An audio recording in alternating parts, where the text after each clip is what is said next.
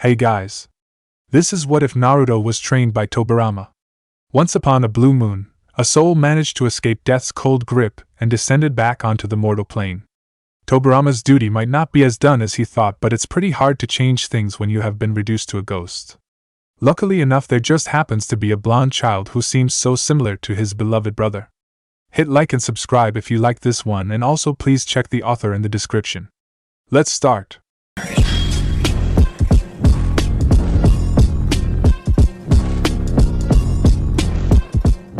Chapter 1, The Second Hokage. Nobody knew why it happened. Nobody knew how it happened. But sometimes it just did. Maybe because it was of the energy saturating the world. Perhaps it was the will of a higher power. But sometimes, once upon a blue moon, it happened. A soul managed to escape death's cold grip and descended back onto the mortal plane. Forever chained between worlds, they remained. Cursed to walk the thin border between this world and the beyond, reduced to mere shadows of their former selves. Ghosts, in-betweeners, line-walkers, unseen by all, until the very day, a desperate father called for death itself, and received an answer. The translucent figure stood motionless on top of the Shodai's head, and looked down at the village below, vigilant and tall, as if standing guard over it. Naruto could not see its expression from his place on the fourth's memorial, but he could almost feel the sad pride surrounding the strong frame. And he found himself eerily reminded of his Gigi. He had seen the third standing at the window of the Hokage tower, doing the exactly same thing more than once. The young boy was curious. What was this apparition, and why did it look so sad? He rose slowly from his seated position and walked towards the strange figure. It seemed to have sensed his approach and turned its head in Naruto's direction. That was when the child realized that the human-shaped apparition was actually a middle-aged man. Gray eyes rested on him, and Naruto could see the tightly leashed emotions in the man's insubstantial gaze. Pride, longing, sadness, and another one Naruto was most familiar with: loneliness. The child immediately decided that he would help the man get rid of that particular feeling because he knew firsthand just how bad that one felt. There was a strange apathy in the man's gaze, as if he was looking at Naruto but not actually seeing him. The child did not like that. Nobody should look that empty. The man turned his head back and wordlessly resumed his silent sentry. Naruto's gaze followed his, and he smiled involuntarily. Konoha. His home. His village. His to watch, to love, and one day, his to protect. Perhaps then people would finally respect him. Acknowledge him. It's a nice view, he commented lightly, and sat down on the warm stone next to the man. The man stilled, and his posture became more rigid as he slowly looked at the boy seated next to him. What did you say? Naruto tilted his head and met the man's gaze with his own. It's a nice view. Gray eyes widened slightly in surprise, and the man stepped closer, completely alert now. You can see me? He asked. His voice was tinted with a strange mixture of amazement, authority, and hope. Yes? Naruto answered in confusion. The man was right here. A bit translucent perhaps, but he was there. So, why should he not be able to see him? For several moments, the man just stared at him, and Naruto had to suppress the sudden urge to fidget under his scrutiny. There was just so much presence in this man that he felt somewhat intimidated. But then, the stranger smiled slightly, and Naruto felt himself relax again. How unexpected, the man mused. I did not expect this possibility. Why? Naruto asked in a puzzled voice. You're here. Ghosts are normally invisible, child, the man answered calmly. What? Ghosts? Naruto instinctively jumped backwards, completely forgetting that he was currently sitting on the floor. So instead of making a nice strategic withdrawal, his evasive maneuver only resulted in a rather ungraceful fall onto his back, and he found himself staring at the man ghost from a reclined position, who eyed the child with a distinctively amused expression. Yes, child. Ghosts, they are real? Naruto exclaimed, equally surprised and horrified at that notion, and so overwhelmed by that discovery that he did not even think about standing up again. Not many, but a few, the man confirmed, and gave the child in front of him a rather pointed look. How long do you intend to stay like this? He asked dryly. Naruto jumped hastily to his feet and rubbed his neck in embarrassment. So I am Uzumaki Naruto, and who are you? The man smirked slightly. You are standing on my brother's head, child. Your brother's, Naruto repeated and stared down at the stone beneath him. Feeling a jolt of sudden realization, his head whipped up again, and he stared at the still smirking man. Naidame? The man's smirk became even more pronounced. Indeed, Tobirama Senju had never expected to end up like this. When he had found himself suddenly floating in the middle of Konoha, he had first thought that he was dreaming, and he would have believed it, too, if there was not one tiny reason that made it impossible. Dead people did not dream, and they could not be captured in a genjutsu, either. So, whatever this was, it was real. At a complete loss on what to do, Tobirama had floated aimlessly around the village, attempting to talk to people. But nobody seemed to see him, or even hear him. Despondent about being completely alone, Tobirama had visited the Hokage's office and had spent many hours watching his pupil going about his business. He was not too happy with the things he saw.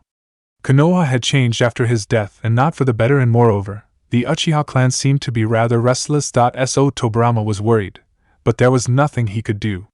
He was, for all intents and purposes, dead. Sad, worried and tired as he was, he had retreated into the outskirts of the village, resigned to be unheard and unseen until time ended or death reclaimed his wandering soul. But then, unexpectedly, he had met him. Uzumaki Naruto, and the child could see him. Talk with him, and suddenly Tobirama did not feel so lonely anymore. Just what is that atrocity supposed to be? Your left side is completely open. Naruto jumped in surprise and whirled around. He had known the Naidame for 2 months now, but he was still not used to the ghost's random appearances. Ah, you scared me, he complained loudly and waved his arms around to empathize his point. The second simply raised an unimpressed eyebrow at the boy's antics. And you did not answer my question, Naruto grumbled and turned to face the ghost. Sensei taught me? What's wrong with that style? Tobirama furrowed his brows. Your sensei? Are you sure he taught it to you like this? Yeah, Naruto agreed. He said it was important to keep the angle. I see, the Naidame answered slowly. I shall accompany you to class tomorrow. I want to see just what they teach you there. Naruto suddenly seemed very nervous. Don't you have anything better to do? Gray eyes studied the fidgeting child in front of him with sharp interest. No, he answered simply, I don't. Are you really sure that you want to come? Naruto asked again as he grabbed his backpack. It will probably be boring for you. Yes. I am certain, the second replied firmly. Naruto sighed and stopped protesting. He knew what that tone meant. The former Hokage had made up his mind and would not be dissuaded. Carefully locking his door behind him, Naruto left for the academy, accompanied by a ghostly figure walking right next to him. There was definitely something going on. It was evident in the way the passers-by interacted with his young companion, or more precisely in the complete lack of interaction.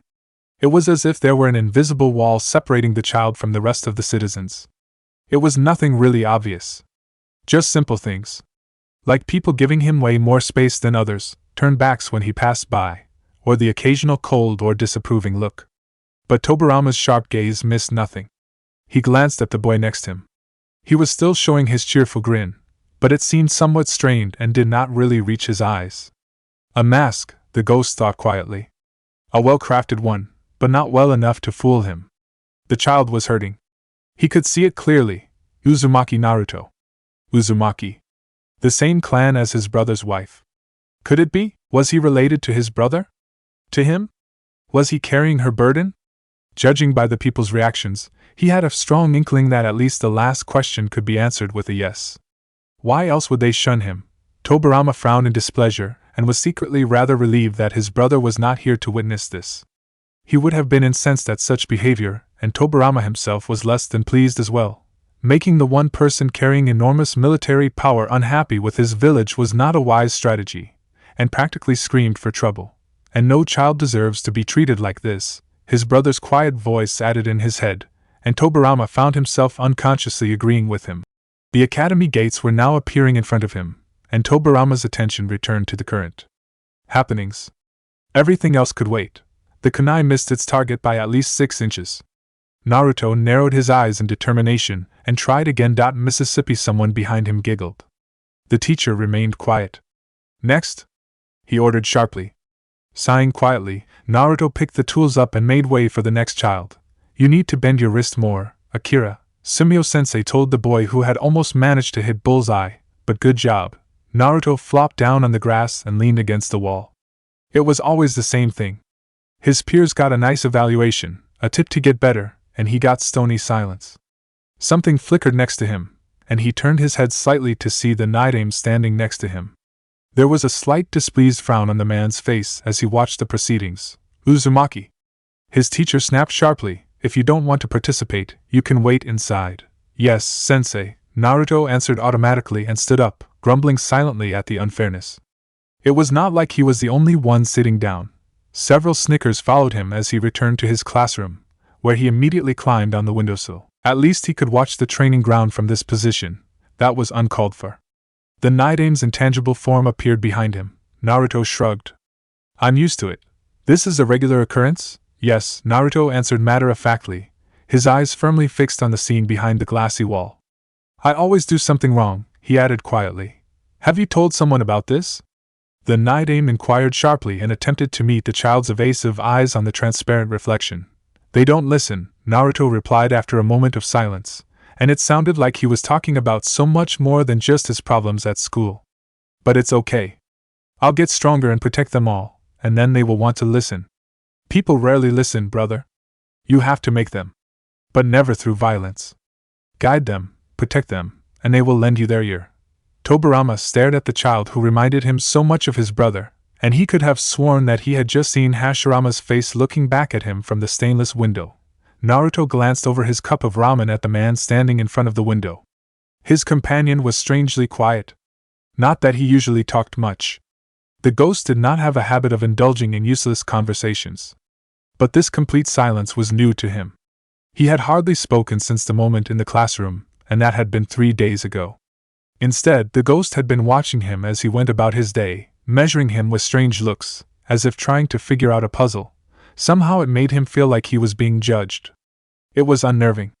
He had tried his best to ignore the man's newfound hobby, but it was practically impossible to overlook the night aim's imposing presence. It just demanded attention. Naruto anxiously bit his lips, torn between asking if everything was right and not wanting to disturb the man's clearly deep thoughts. But before he could make up his mind, the man's shoulders suddenly straightened, and he turned around, catching Naruto's uneasy gaze with stern eyes. Your lack of education is unacceptable, and I refuse to spend an indefinite amount of time with an uneducated child. Naruto swallowed and unconsciously lowered his head, staring at the bottom of the empty ramen cup. Get your gear, the ghost ordered sharply. I want to see just how much damage control I will have to do. Naruto's head whipped up, and for several seconds he just stared in stunned disbelief as his mind refused to process the man's words, before he jumped up and scrambled to follow the order. The ghost eyed the panting child with critical eyes. It was not as bad as he had feared, but the child had only been attending the academy for a few months. Still, the lack of correct instruction was visible. It was good that he had decided to interfere now, a bit later, and the wrong stances would have been integrated too deeply to easily correct. Naruto clearly had talent, but his inability to remain focused on things that did not interest him was somewhat irritating. He would have to teach him patience and discipline. Nodding slightly to himself, Tobirama addressed his newest student. We will stop here for today. You still have homework to do. Go and clean yourself up. You have 15 minutes. Yes, sensei. He watched as the child straightened himself and obediently scampered into the direction of the bathroom, grumbling silently about annoying homework. Being a shinobi means being deceptive. The night aim lectured as Naruto carefully guided the brush over his paper, trying to write the kanji for moon. Shinobi do not follow the samurai's code of honor, although we generally have our own set of morals, even if they sometimes tend to be somewhat flexible. Naruto shifted slightly and glanced at the man walking up and down in front of him. Shinobi are usually not upfront about their skills, and while they strive to appear competent, they will always keep a hidden ace up their sleeves. Never let an enemy know everything you can do, or he will find a way to counter you, and you will become vulnerable. The night aim stopped and fixed Naruto with a stern glance. Do you understand what I am trying to say? I think so, Naruto answered slowly, using his free hand to rub his neck. You want me to hide some things I can do, but not everything. He tilted his head. Where are you going with this, sensei? The ghost smirked slightly. Good, you are learning.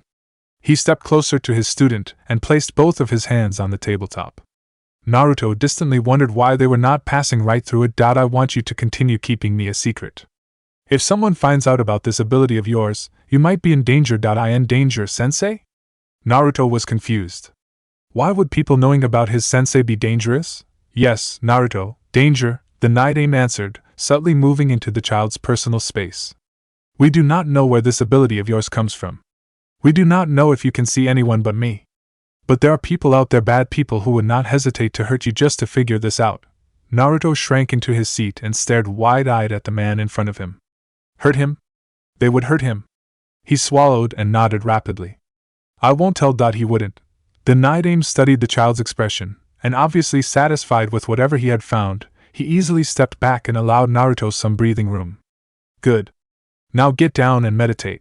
Naruto obeyed immediately, more than eager to escape the man's scrutiny. His teacher was really intense. He settled down on the floor and closed his eyes, trying to keep still. But suddenly, his right foot started to itch, and he found himself shuffling around. Don't fidget, the second reprimanded him, and Naruto felt something cold passing through his shoulders. He shuddered, and for a second, he wished that his teacher's hands were real. He really would have preferred being held down to this cold sensation.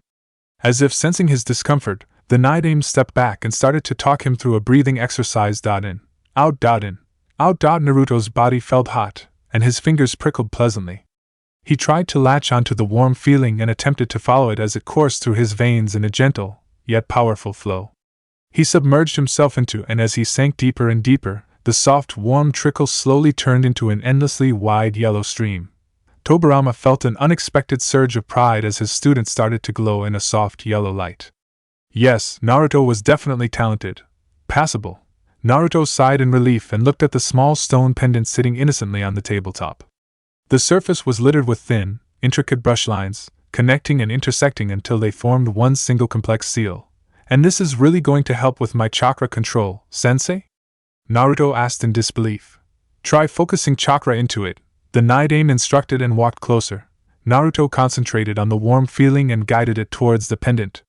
It started to glow in a somewhat murky, almost black yellow. Curiously, he looked at his teacher. Depending on the amount of chakra you push into it, the pendant will glow in a different color. It is almost black now because your chakra is completely uncontrolled and unrefined. The better your control gets, the clearer and brighter the color will become. I want you to practice until you manage to turn it bright yellow. Naruto slumped down slightly. That's so boring. Do I really have to? The Night-Aim pinned him with a very stern look. Yes. Then he paused and considered the displeased child in front of him. But I suppose focusing for so long will be rather difficult for you.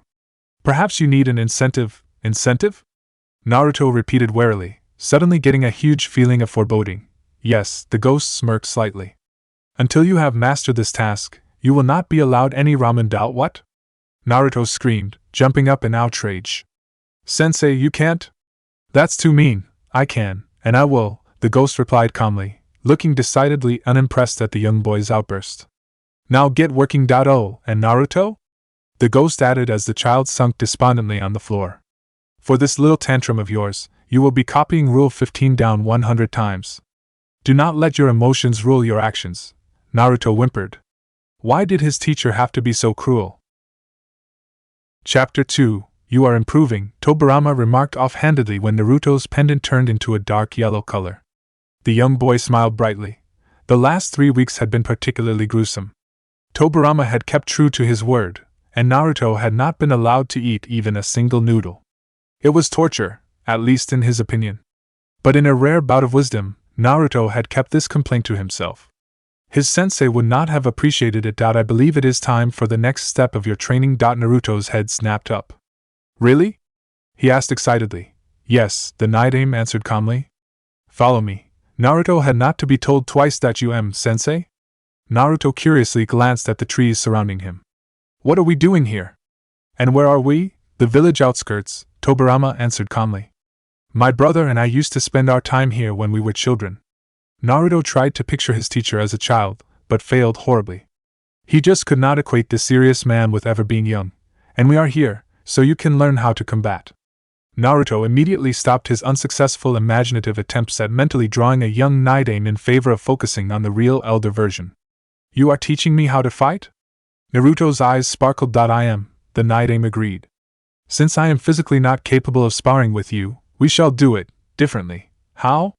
Naruto asked curiously. I will come to that soon. Before that, we need to discuss something else. The man leveled Naruto with a serious look. Are you aware of the crystal ball in the Hokage's office? Naruto scrunched his face in thought. That weird thing he keeps on a cushion? Naruto had seen it quite often, but never really thought about it. He had always assumed that his Gigi kept it as some sort of strange decoration. The man had a weird taste like that. There was not even a spot of orange in his office, for Kami's sake. How could that not be strange? The Nidame's lips twitched at that description. This weird thing is key to the village barriers and allows him to view everything that happens within this village. Naruto froze. Everything that happens in this village? Everything? His eyes widened in horror. He can see me using the bathroom? Well, the second replied dryly. I do believe that he stops watching once it comes to that, but essentially, yes. Tobirama watched his student as he worked through the implications of his words. He wondered if Naruto was going to figure out the problem he was hinting at on his own. Granted, he could have just told him outright, but it would not help Naruto to be spoon-fed his answers. He wanted the child to grow, and for that Naruto needed to learn to think on his own. Tobirama wanted him to reach his own conclusions, to form his own opinions, plans, and solutions, because he was not just teaching another soldier to mindlessly obey orders. Tobirama was creating a leader. Naruto swallowed. Oh, Kami. That meant Gigi could have seen everything he had done? All his pranks? Was he watching now? Was he watching while he was talking to? His head snapped up. So he could see us right now. Something like approval shimmered in his sensei's eyes. Indeed.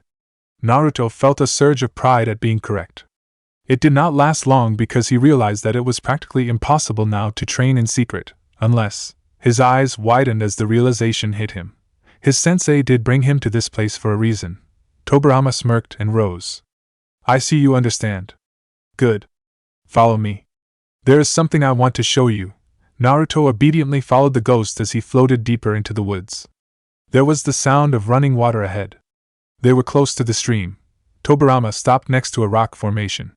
Take out the pendant you made, he ordered. Confused, Naruto took out the stone bead and looked at his sensei, who pointed at a flat stone. Put it on there and channel your chakra into it. Naruto crouched down and placed the pendant carefully in the middle of the stone. Narrowing his eyes, he gently coaxed the warmth in him to obey. Thin lines started to appear, slowly crawling over the stone's surface. His pendant glowed and Naruto stared in awe as the trees in front of him vanished and a small path emerged. Take the pendant and go on. Naruto obeyed eagerly. He loved exploring secret places. The winding path took them higher and higher until they were finally standing on a wide ledge overlooking Konoha. Naruto's eyes widened, and he ran forward to look down. That view is even better than from the Hokage mountain. The ghost stepped next to him and looked down at the village, eyes clouded with both pride and sadness. Yes, Naruto glanced at him. His sensei's posture reminded him of the time he had first met him. Lonely and distant. My brother and I called it the Mountain of Dreams, Tobirama began quietly, his voice carrying through the air with the weight of an important yet faded memory. It was here that he first expressed his desire for peace.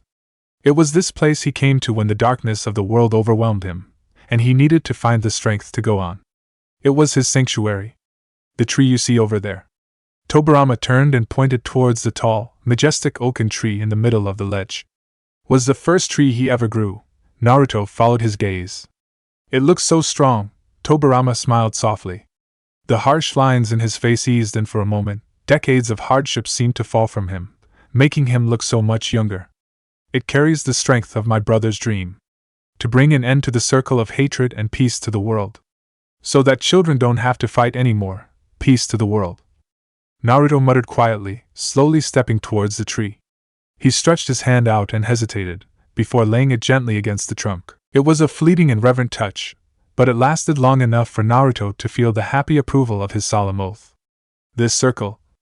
I swear I will break it, and I never go back on my word. Believe it. Tobirama had hesitated about bringing Naruto here. This place had been his brother's sanctuary. His sanctuary. It meant the world to both of them, and the idea of sharing it with someone had been unsettling. He had never brought anyone here. Neither did his brother. They had kept this place as a secret between them and guarded it jealously. Because it was something that only was theirs. But this child was different. He was so similar to Hashirama that it both hurt and comforted him. They might not share looks, but in their hearts they were the same. It was that similarity that had driven him to teach Naruto in the first place. Now that he watched the child solemnly swear himself to the same cause his brother had believed in, He felt like he had never made a better choice. I am going to teach you the shadow clone technique. It allows you to form a solid clone, so you can spar with each other. Tobirama's eyes bore into the child's eyes. It is a very dangerous technique, so you will not use it without my explicit permission. And you will only use it on the ledge. If I catch you using it on your own, I will be very displeased. Do you understand? Naruto swallowed and nodded. Understood. The Naiden was the last person he wanted to be angry at him. His sensei could be very scary, even without a solid body. But now that he was getting more and more tangible, Naruto really did not want to get on his bad side. Good, the man rose. Now, pay attention. Tobirama watched as his young charge sparred with his own clone. His movements were still rather sloppy, and his defense was glaringly open, but he was coming along quite nicely. Granted, the shadow clone technique was not the best way to teach the child how to fight. Naruto was practically fighting against himself, so his opponent's mindset was the same, and if he hit too hard, his clone would dispel. But for now, it would do at least until he had gained enough presence to teach the child himself. He already felt stronger each day. It was strange. He never expected to be more than an unseen, powerless ghost. But now, the longer he spent with the child, the stronger he became. He could already feel the faint echo of a very familiar warmth flowing through him. His chakra was coming back. Tobirama allowed himself a faint smile. It seemed like things were starting to look up. Across the clearing, Naruto burst his clone. The weeks passed, autumn came, and the fallen leaves colored the streets red and gold. Naruto looked out of the window. People were busily mingling about, and the sound of laughter and drunken singing carried through the transparent wall. It was that time again. The Kyubi Festival. One of Konoha's biggest festivals, always celebrated on the same day. His birthday.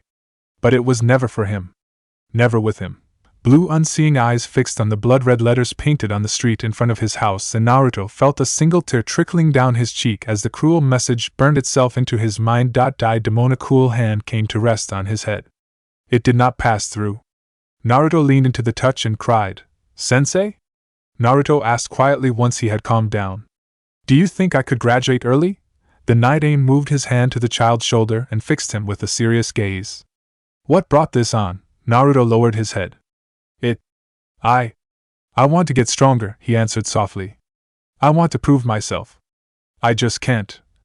His eyes flickered to the window. I just can't take it anymore. The words went unsaid, but Tobirama understood them just as well. His lips thinned and his grip on the child tightened. Very well, he agreed calmly. We will up your training. Be prepared. Naruto could have cried in relief. Thank you, he muttered sincerely, and rested his head against the man's chest. Thank you for everything. Tobirama smiled grimly. He was turning another child into a killer, and the child was thanking him for it. Sorry, Hashi, he whispered quietly over the sleeping child's head. Hashirama smiled sadly in his mind. I am proud of you, Naruto, the Hokage told him later that day when he brought the boy a bowl of birthday ramen. You are improving rather rapidly. Naruto beamed at him. I spent lots of time practicing, Gigi. I even go to the library. That you did, the Hokage agreed calmly. And had this not been a surprise on his own? Naruto not only willing picking up a book, but visiting a library? He had nearly dropped his pipe when he had seen that in the crystal ball. It seemed like there was way more of his father in him than he thought. Tobirama snorted lightly. He was leaning against the windowsill, watching his two students interacting with each other. There was an interesting dynamic between them. It seemed like his old student cared for the young child, at least to a certain degree. He wondered how much of this care stemmed from true affection and how much from guilt. There was no doubt that Hiruzen had failed the child, and if Tobirama was honest with himself, he was disappointed in his old student. He was the Hokage, the highest authority, and yet, he was unable to keep his own people in line, and allowed Konoha to fall to this state. It was unacceptable. There were countless choice words Tobirama had to say to him, but luckily enough for Hiruzen, he was unable to see him. He could probably get Naruto to play translator for him, but that would mean telling their secret. Something he had no intention of doing. That reminded him, he really needed to teach Naruto some sign language. He made a mental note to fit it into their future lessons. Gigi, his charge suddenly began. I want to try for early graduation. Surprise flitted over the third's face. Early graduation? But why Naruto? There is no need for you to graduate early. Why don't you enjoy your childhood a bit more? Because I want to prove myself. The young child answered firmly. I want them to accept me in, and I don't want to wait any more. The Hokage's eyes softened and he sighed. If this is what you want, I will not stop you. You may try. Really? Yes, the third smiled slightly. I will take care of the paperwork. Now, I believe we need some more ramen, right? Yes. Naruto agreed enthusiastically. Chapter 3. It was 2 weeks later when Naruto hit a roadblock. A roadblock named Bunshin no Jutsu. And no matter what he tried, he could just not get it done. His clones, if he managed to produce them, looked flimsy and ill and lasted no longer than a second. Tobirama was at a loss as well. He knew Naruto was making the correct signs, and he had walked him through that jutsu step by step several times now. It was an elementary technique, so simple it barely required any chakra at all. But perhaps, Tobirama mused as he watched his frustrated student, this was the problem. Naruto's chakra reserves were massive. Naruto's chakra reserves were enormous and his control still too weak. Making a snap decision, Tobirama told Naruto to stop. You need to talk to Hiruzen. Talk to Gigi? Naruto asked, coming to a stand next to the man. Why, as it stands, you are incapable of using the regular clone technique. Which, in the long run, is inconsequential since you are already able to produce a shadow clone. This is, however, a technique you cannot learn without guidance. Naruto nodded slowly. It made sense, even if his explanation had been slightly complicated. But Naruto was getting better in deciphering and matching his sensei's way of speaking. So I need him to provide me an excuse for learning it, he concluded, rather proud of being able to correctly use a grown-up word like provide. Indeed, Tobirama agreed. And even if he does not hand you the shadow technique, he might come up with an alternative. Whatever it may be, take it and do not push it. Understood, Naruto answered, doing his best to look as solemn as his teacher. Good. Now, what was the sign for danger? Seeing the Hokage was normally not an easy feat unless you were a shinobi urgently reporting in. You had to fill in many forms and apply for an audience. Luckily, Naruto was an exception to this rule. He had been in and out of the Hokage's office so often that nobody really cared any more about his presence, unless serious matters were being discussed. But today was a slow day, and Hiruzen was rather happy about getting a valid excuse to take a break from his paperwork. Naruto, he took out his pipe and smiled at the young child. How are you? I am good, Gigi, the boy answered cheerfully. And you? Same old, the Hokage replied, sounding rather amused. Now, what brings you here? It has been quite a while. Naruto smiled sheepishly and hopped on the chair. I need your advice, Gigi Dado? The Hokage looked interested. On what? Are you experiencing problems? Kind of, Naruto answered and shrugged his shoulders. It's the clone technique. I just can't make it work. My clones always look sick, the man hummed thoughtfully. Can you show me? Naruto jumped up and formed the hand seals. 3 rather sickly-looking clones appeared next to him. They looked like death warmed over. I see, the old man murmured thoughtfully. The hand signs are correct, and I cannot detect any flaws in your execution. How much chakra are you using? Not much, Naruto answered honestly and tilted his head. Less than I use for tree walking, he clarified once he understood why the Naiden was making the sign for tree behind the Hokage's head. The Hokage raised an eyebrow. You already know how to walk up trees? Yup, Naruto answered cheerfully. It's not that hard, he added with a careless shrug. He was not lying. After the pendant exercise, he had got it down rather quickly. A second eyebrow joined the first. Well done, Naruto would have beamed at the praise, but since he wanted to be more like his sensei, who, in his unbiased opinion, was super awesome, he settled for a smile. Thank you. The third nearly dropped his pipe in surprise at the almost modest reaction. Naruto was really turning out in surprising ways. He coughed to cover his slight break of composure. The clone technique doesn't require much chakra. This is one of the reasons why it is taught at the academy. The less chakra you have, the easier it is to control. The greater your reserves, the greater your control over it must be in order to perform chakra-weak techniques. Since you are able to walk up a tree, your control is already at an adequate level. However, your reserves are too great for adequate to be sufficient to perform the technique. You would need a mastery roughly equivalent to that of a jounin to succeed. Naruto nodded. That was about the same thing his sensei had concluded. Does that mean I need to improve my control before I can pass the test? That was the question he was here for. The third him an amused look. No, certainly not. It would be completely disproportionate to require a genin aspirant to have the control of a jounin to perform an academy technique. He tapped his finger against his pipe. There is one technique that might be of help to you, the Hokage answered thoughtfully. It was passed down by one of the former Hokage, the Naidame himself. It is called the Shadow Clone Technique. The chakra requirement is extremely high. Because of this, it is named as a forbidden technique. The Hokage rose from his seat. But I believe it might just be the right thing for you. Tobirama smirked. Naruto cheered silently. Mission accomplished. Konoha had always been a village of many secrets. Secrets the general population was not privy to. Some of them were restricted to shinobi, others to the village's elite, and the most important of them were only known by the Hokage himself. One of these Hokage-only secrets was the knowledge of the archive below the Hokage monument. It did not contain things like citizen records or mission reports, but rather more sensitive information crucial to the village's security. Like the seals used to form the village's protective barrier, or records of incidents that, by official statement, had not happened at all. Tobirama floated through the hidden entrance into the vast stone room. His eyes flickered to the torches lining the walls. They were still lit. He smiled sadly as he remembered the day Mito-san had crafted them. These torches are called everlights, she had told him. We use them everywhere in Yuzu. Everlights? He had asked, and Mito-san had smiled her soft, gentle smile. Once lit, they will never extinguish. They will keep on burning, even if we are no more. Of course, they will, his brother had added. The will of fire is not easily extinguished. Tobirama shook his head to get rid of this strange melancholic feeling that had suddenly overcome him. This was not the right time to lose his focus. He walked past 4 doors, each inscribed with the name of one Hokage, and stopped in front of the pedestal at the end of the room. There were 3 labeled pictures on it. The first belonged to Mito-san. The second to a red-haired woman named Uzumaki Kushina, and the third to a young boy he was most familiar with. Uzumaki Naruto. He had been correct. The child he was teaching really jailed the Kyuubi, and he had no idea about it. Tobirama's lips thinned. Just what had Hiruzen been thinking?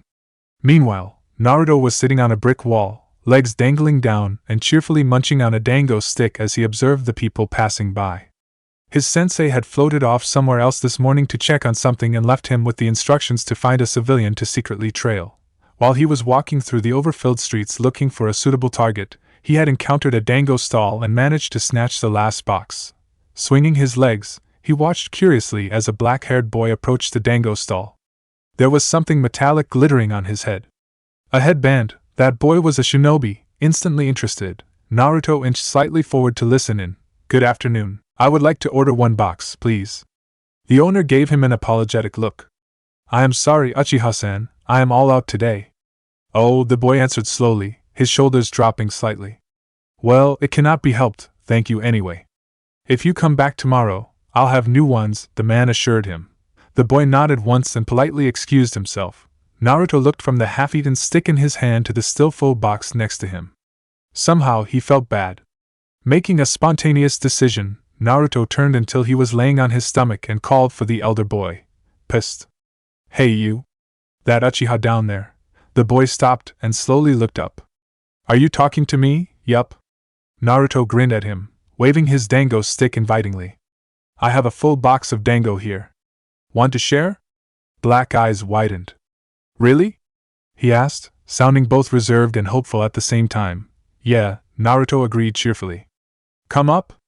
Or should I come down? The boy answered by flickering out of sight and appearing right next to him. That was cool, Naruto complimented him sincerely, and maneuvered himself back into a seating position. He grabbed the box and offered it to his new dango partner. The older boy smiled slightly and sat down, gratefully reaching for one of the sticks. Thank you, no problem, Naruto replied and grabbed his second one. I am Naruto Uzumaki, by the way, and you, Uchiha Itachi. Nice to meet you, Naruto-san. Same, Itachi-san. There was a moment of comfortable silence as both children enjoyed their treats. If you don't mind me asking, Itachi began finally, throwing a curious look at the younger child. What are you doing up here? Naruto shrugged around his rice ball and slowly chewed, before answering. Relaxing. Itachi stared at him. This is a 10-foot wall, he stated flatly, lowering his dango stick. Yep, Naruto gently shoved the box in Itachi's direction. Good place to watch people. It was a good place, Itachi agreed. even if somewhat obvious, but then, nobody expected someone as young as Naruto to watch them. That's what you have been doing, yup. Naruto replied easily. I am looking for a civilian to trail. You are doing stealth training? The older boy paused in his acquisition of a second treat in favor of throwing Naruto an interested look. Naruto hummed lightly. Yup. But I didn't find an interesting target. They all look boring. Generally, shadowing someone is an uninteresting duty, Itachi replied slowly, finally picking up the second dango stick. It requires quite a lot of patience. He bit into his rice ball and chewed slowly. Naruto sighed. I am not a very patient person. I guess that's why I have been told to do this. Itachi threw him a thoughtful look. Then you should start with trailing after someone you already know. Keeping things more personal in the beginning might help you focus. People tend to be more invested in acquaintances than in strangers. Someone I know, Naruto repeated. There was another silence as he mused over Itachi's words. Who did he know that was not a ninja and someone he cared about? Of course. Tsuchi-san. Maybe he could even watch him make ramen, he grinned brightly. That's brilliant. Thanks, Itachi-san. He shoved the box with the 3 remaining sticks into the boy's hands. Here, take that. Itachi stared at his unexpected cargo. You are welcome, Naruto-san, but that is not necessary. Just take it. I had enough anyway, Naruto answered cheerfully. I'll go train now. It was nice meeting you. Itachi-san, goodbye. He waved at the older boy and effortlessly walked down the high wall. I've got ramen to spy on, goodbye, Itachi answered automatically, staring after the confusing young child. That was how Shursui found him 5 minutes later. Yo, Itachi. What's up with you? What are you doing up there? Itachi slowly turned his head towards his best friend. Apparently I am advising children to spy on edible nutrients. What? It was almost evening when Naruto arrived at the ledge. His sensei was already there, standing next to the tree and staring into space. His posture was tense, and Naruto immediately felt a strong sense of foreboding.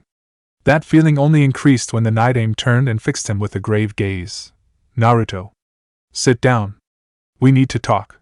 The child swallowed and nervously settled himself next to the Shodai's tree. What about, sensei? About what happened the day you were born? Tobirama was not good at conveying emotions. He was not an expressive person and preferred calm and cleanly given messages. He was definitely not the right person to tell Naruto about his burden. He had no idea how to ease him into the truth. He was not his brother. He did not have Hashirama's empathy, but the child had to know. So Tobirama did what he could do best. He steeled himself and told the plain, cold facts, and then he watched as Naruto's anger turned into sadness. He listened as the child screamed and cried, and when the tiny frame finally broke down, sobbing and overwhelmed by his emotions, he put a hand on the child's shoulder and pushed him gently, but firmly against the Shodai's tree. Trapped between the strong residing presences of the first and second Hokage, Naruto slowly relaxed. He could not move, but he did not want to. He wanted to stay right between them, borrowing their strength, and be held together just for a bit longer. Tobirama's hand stayed where it was long after the child had fallen into an uneasy sleep. Chapter 4. Something in Naruto had changed. Something fundamental. The truth had shattered and healed him at the same time. On one hand, he was incredibly relieved to know why people shunned him. On the other hand, he was extremely disappointed in his Gigi. He had known the entire time, and he had decided to keep it a secret. Even worse, the entire village seemed to know about that, and only he, the most affected person, had been kept in the dark. It was a harsh truth, and Naruto felt himself disenchanted with his grandfather figure. It felt like a crack had appeared in their relationship, and it left Naruto to wonder if more secrets were being kept from him. But there was at least one thing Naruto was completely sure of now. He could absolutely trust his sensei. The man had told him the truth, and no matter how much it had hurt, Naruto had appreciated his bluntness. He glanced at the translucent figure inspecting his latest calligraphy attempt and smiled. Thank you, Tobirama Gigi. He thought quietly. I heard the Jinchuriki is slated for graduation. The third sighed soundlessly as Danzo entered his office. Naruto has been performing exceedingly well, he answered vaguely, and put his pen down in favor of fixing his old friend with a serious look.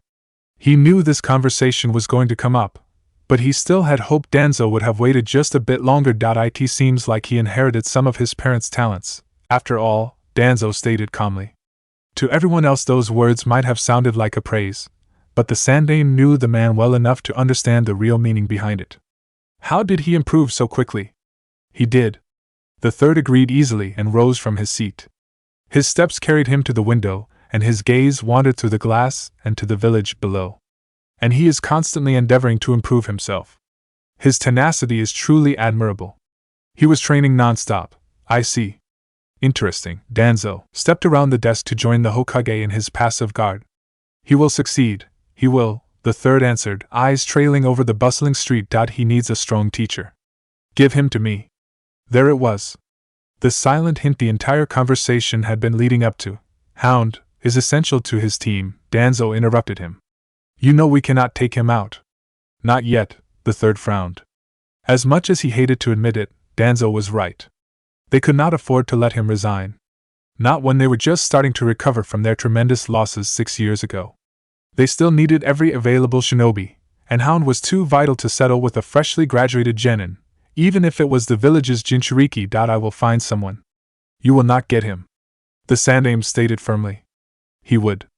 Hopefully. Very well, Danzo replied calmly. I will leave him alone, for now. Autumn made way for winter, and with the first day of the new season, a long-awaited time came. Naruto stared at the big plush toy sitting on top of his pillow. How did it get there? He had only stepped out for groceries, and now his flat had suddenly got a plushy addition. Curiously, Naruto picked it up. It was a dog. A very soft and fluffy dog, brown, with long ears and a dark snout, and Naruto had to grin at that. It was wearing a Konoha forehead protector. Idly playing with the soft paws, Naruto sat down on his bed. There was a slight rustling noise below him. He shifted slightly to see what had produced that sound and found a small paper note. He picked it up and his eyes scanned over the accurate brush strokes. Good luck on your exams, the note was signed, and Naruto looked at the plush dog in his lap, a soft smile on his lips. This was the 5th time he had received a dog-themed gift. First, it had been a blanket with paw prints sometime around the age of 2. Then he had received a sleeping cap when he was 3, fluffy slippers at the age of 4, a hoodie with dog ears at 5, and now he had got a plush toy. He had no idea who that mysterious gift giver was, but it was nice to know that there was someone out there who thought about him. Naruto pressed the dog tightly against his chest, whispering a soft, heartfelt, thank you. Outside the window, a branch shook as a masked man vanished into the night. Tobirama followed his movement with a thoughtful gaze. Naruto was excited and nervous at the same time. He spent the entire morning checking and rechecking his gear. He was about to do the 5th recheck when Tobirama finally had enough. Naruto! The ghost demanded sharply. Get over here. Naruto stopped in the middle of approaching his bag and walked towards his teacher, who gave him a very stern look. What did I teach you about a shinobi's conduct? A shinobi is never ruled by his emotions, Naruto answered immediately. He knew this rule by heart now. And what are you doing right now? His teacher inquired with an impassive look. Being ruled by my emotions, Naruto answered sheepishly and took a deep breath to calm himself. Sorry, sensei. I am calm now. Good, the Nidaime answered simply and rose from his seat. Now I believe it is time to go, Naruto nodded. Yes, sensei. They left the flat and Naruto locked the door behind them, careful not to dislodge the plush toy hanging over his shoulder. The classroom was already quite full. Children were sitting in the rows, nervously talking among each other.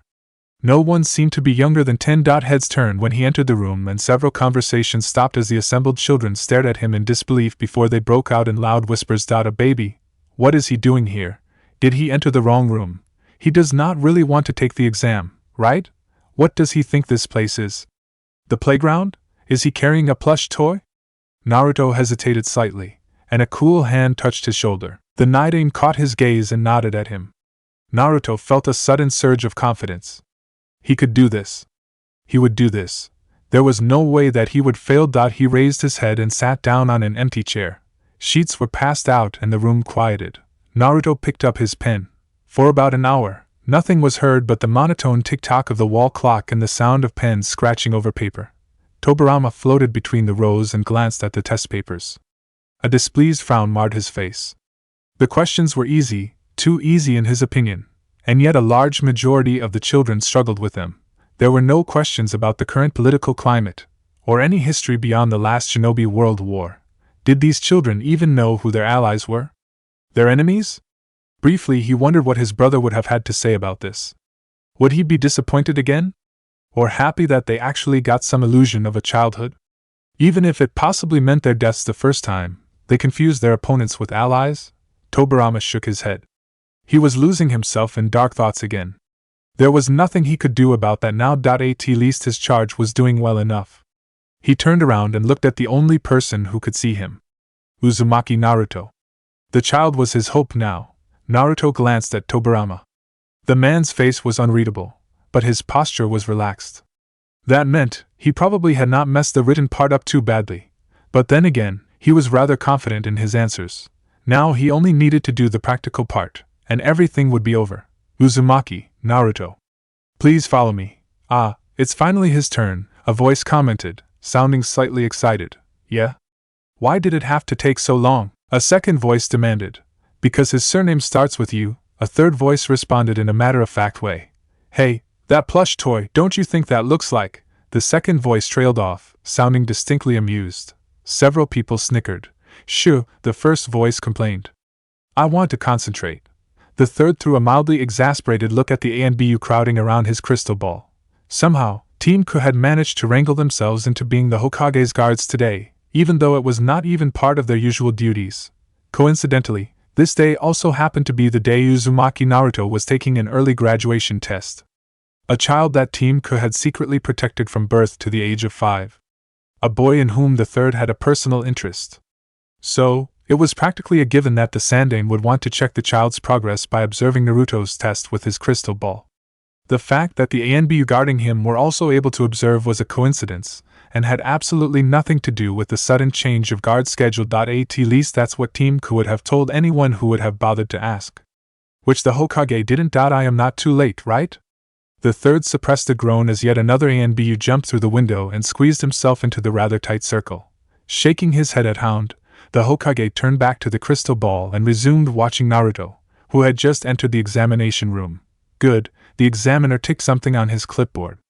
Now I want you to make at least 3 clones. Naruto nodded, and a second later the room was filled with 10 Narutos smiling cheerfully at the examiner. The man stared in disbelief and nearly dropped his clipboard. Are this shadow clones? Naruto nodded. Yes. That counts, right? A snort answered him, and the man ticked the last box, shaking his head in disbelief.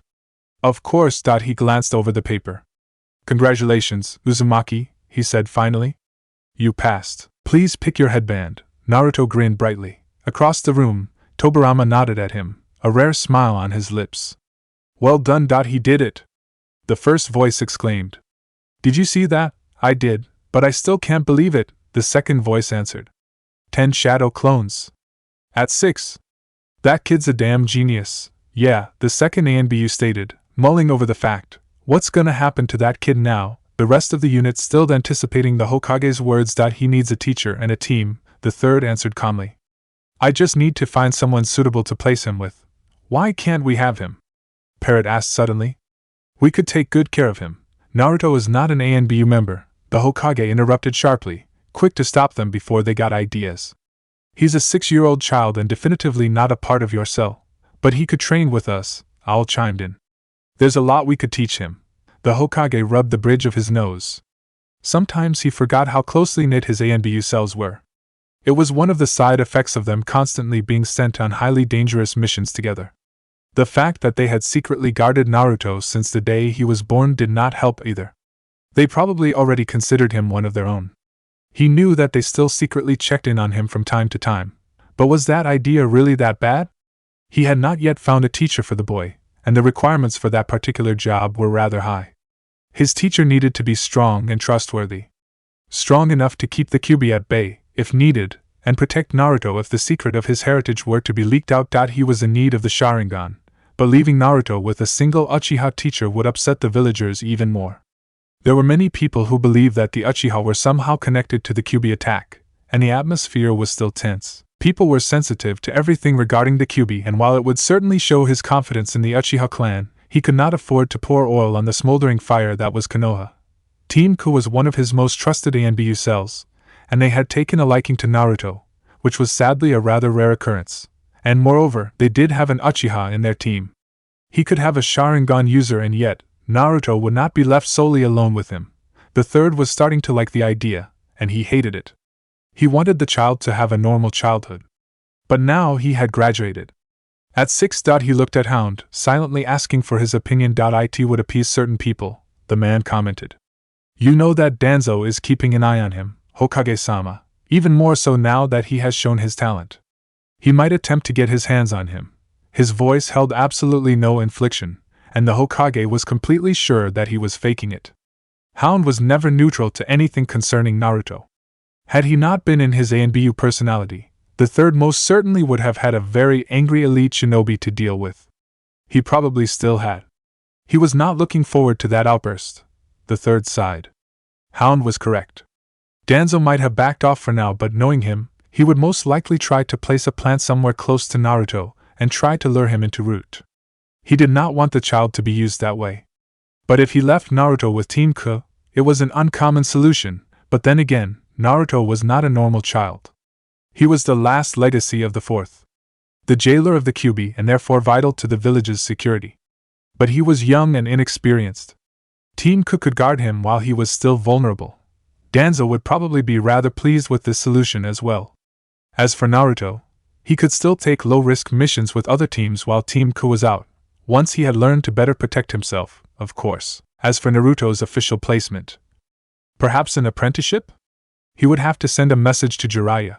Coming to a hard decision, the Hokage fixed the ANBU in front of him with a stern look. He is only going to join your training, and you will not be taking him on any missions without my approval.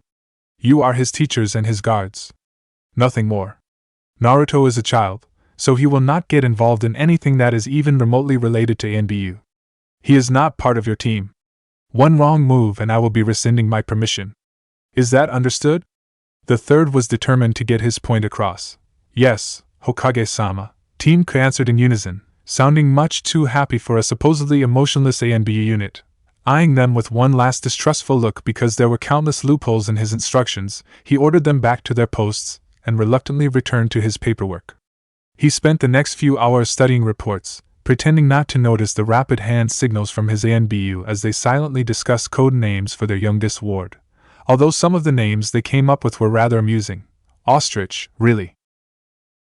Chapter 5. Kakashi knew he had failed. He had failed his sensei. Failed Rin. Failed Obito. There was not a single day when he didn't think about all those things he had failed to do. He was miserable and angry at himself for being so terribly pathetic. He was spending his days wallowing in misery and drowning himself in one mission after the other, rarely spending a prolonged time in the village. He was so focused on not feeling, not dying, that he had completely forgotten that he was not alone in his loss. It had been his sensei's 2-year-old son, Naruto, and oh Kami, his sensei had a son, and he had forgotten about it. That had yanked him back into reality. The ironic thing was that the child had not even done anything. He had just accidentally crossed his path, looking sad and tired and so utterly alone. Kakashi had been frozen in shock at seeing that miserable mini Minato and nearly fallen down the branch he had been sitting on. Naruto. Naruto was still there. His sensei's son was still there. He had not failed everyone. He still had a chance. The same night he had smuggled a paw-printed blanket into the child's room, throwing an almost challenging look at the child's ANBU guards as if daring them to stop him. They hadn't, and from this moment on, little Naruto had gained another silent guardian. A guardian who was really furious right now. Several veteran shinobi jumped out of the way as the Jounin passed them like a raging storm. And the ANBU guarding the Hokage's office did not even attempt to stop him. The third felt a sudden sense of dread that turned into a well-justified weariness when he was suddenly confronted with a very angry elite shinobi. Hokage-sama, Kakashi began, deceptively calm. We need to talk. The Hokage sighed deeply and activated the privacy seals. Very well, you are angry with me, the old man stated once the barrier had been set up. Kakashi snorted. Anger is not even close to what I am feeling now, Hokage-sama. He is a child. It was done for his protection, the Hokage stated calmly. And you misunderstood my intention. Kakashi crossed his arms. Enlighten me then, Hokage-sama, he demanded. The third narrowed his eyes. Careful, Jounin Hatake, you are overstepping your bounds. But I will overlook it this once. He rose from his seat. I did not make Naruto a part of ANBU. I simply gave him strong teachers who happened to be a part of an ANBU cell. Kakashi stared at him in disbelief. Happened to be a part of an ANBU cell? He repeated incredulously. There are not many people out there who are qualified to teach him, and you are needed where you are, the Hokage sighed, suddenly looking very much his age. He is 6, Kakashi. I only let him graduate because he looks so desperate to prove himself. But he is still vulnerable. You are trying to protect him, Kakashi concluded with the sharp insight that proved him to be the genius he was hailed as. You gave him to Team K because you knew how protective they are of him. His posture relaxed. But if it had to be a team, why didn't you choose mine? The question sounded almost petulantly. If someone had the right to teach Sensei's kid, it was him. He was very put out at the thought of his chance being taken away from him. I already told you, the third replied tiredly. You and your team are needed elsewhere. You cannot be distracted. The Jounin grumbled in displeasure, and the Hokage suppressed a smile. And would you not prefer being a brother figure instead of a teacher? Kakashi was instantly interested. Wake up! Naruto blinked at the insistent voice interrupting his ramen-filled dreams. Groaning slightly, he pushed himself up against the headboard and brought his hand up to massage his throbbing temples. Tobirama was standing next to him, a rather serious look on his face. Naruto opened his mouth to ask what was wrong, but the man raised a hand to stop him. Do not talk now. There are 4 ANBU waiting for you in your kitchen. Naruto's eyes widened. ANBU, what were they doing here? Had something happened? Go in and act normal, Tobirama instructed him. I will be with you. But remember, do not talk to me, or acknowledge my presence in any way. The child nodded, took a deep breath, and left the bedroom. 4 masked heads turned around as Naruto stepped through the kitchen door. Naruto's first impression was that they were not in a hurry. In fact, their postures were rather relaxed, and they seemed to be quite at home in his kitchen. He glanced at the all-masked ANBU, who had apparently decided that his mask was quite a hindrance to his food consumption and had pushed it up just far enough to munch on a cookie. Another one with a badger mask was busy brewing tea, and number 3 and 4 were idly chatting in front of the window. Naruto blinked at the strangely domestic scene. That was definitely not what he had expected when his sensei had warned him about his visitors. He did not know whether he should be relieved or disappointed at the ANBU's apparent lack of, well, ANBU-ness. There was a moment of silence as the child and the elite unit simply stared at each other, before Owl broke the awkward silence and waved cheerfully at him. Hey kid!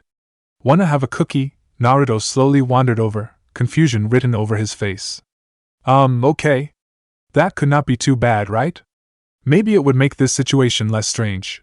The mouth beneath the mask grinned, and the man waved invitingly at the jar next to him. Here, help yourself. Thanks, Naruto answered and cautiously pulled a cookie out of the bag. His eyes lightened up. Chocolate. Delicious, like it? Owl asked and jumped from the table. Yeah, Naruto agreed, honestly. It's good. It really was good, the man replied happily. Eat as much as you want. There are many different flavors. Cool, Naruto answered and grabbed another one. Oh. Strawberry, the ANBU with the badger mask snorted. Somehow it feels like I am looking at a creep trying to abduct a child. The parrot-masked ANBU laughed. It's the cookies. And perhaps the fact that he's a masked man visiting a child at the break of dawn, the lion-masked ANBU commented dryly and joined Owl and Naruto at the dining table. Hello Naruto. Hello, the child greeted back, looking curiously at the lion-masked ANBU. I suppose you are wondering why we are invading your home so early, right? Lion asked and seated himself on one of the 3 worn chairs. It is connected to your team placement. My team placement. Naruto repeated. What did his team placement have to do with those people? He asked. Lion exchanged a look with his teammates. Hokage-sama has entrusted you to us. Next to Naruto, Tobirama stiffened. Hiruzen gave you to ANBU? What is he thinking? You are far too young for that. The air around the ghost condensed in calm, tranquil fury, and something dark flitted through the man's eyes. Naruto distantly wondered if that was how the Night Aim looked when he was about to enter the battlefield, before Lion's words hit home, and he understood just what he had been told. He had been assigned to an ANBU team. Why?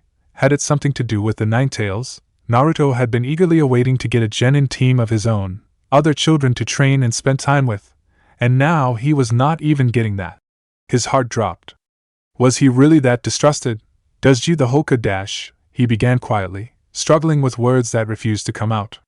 The question he wanted to ask was just too painful. He was not even sure if he wanted to know the answer.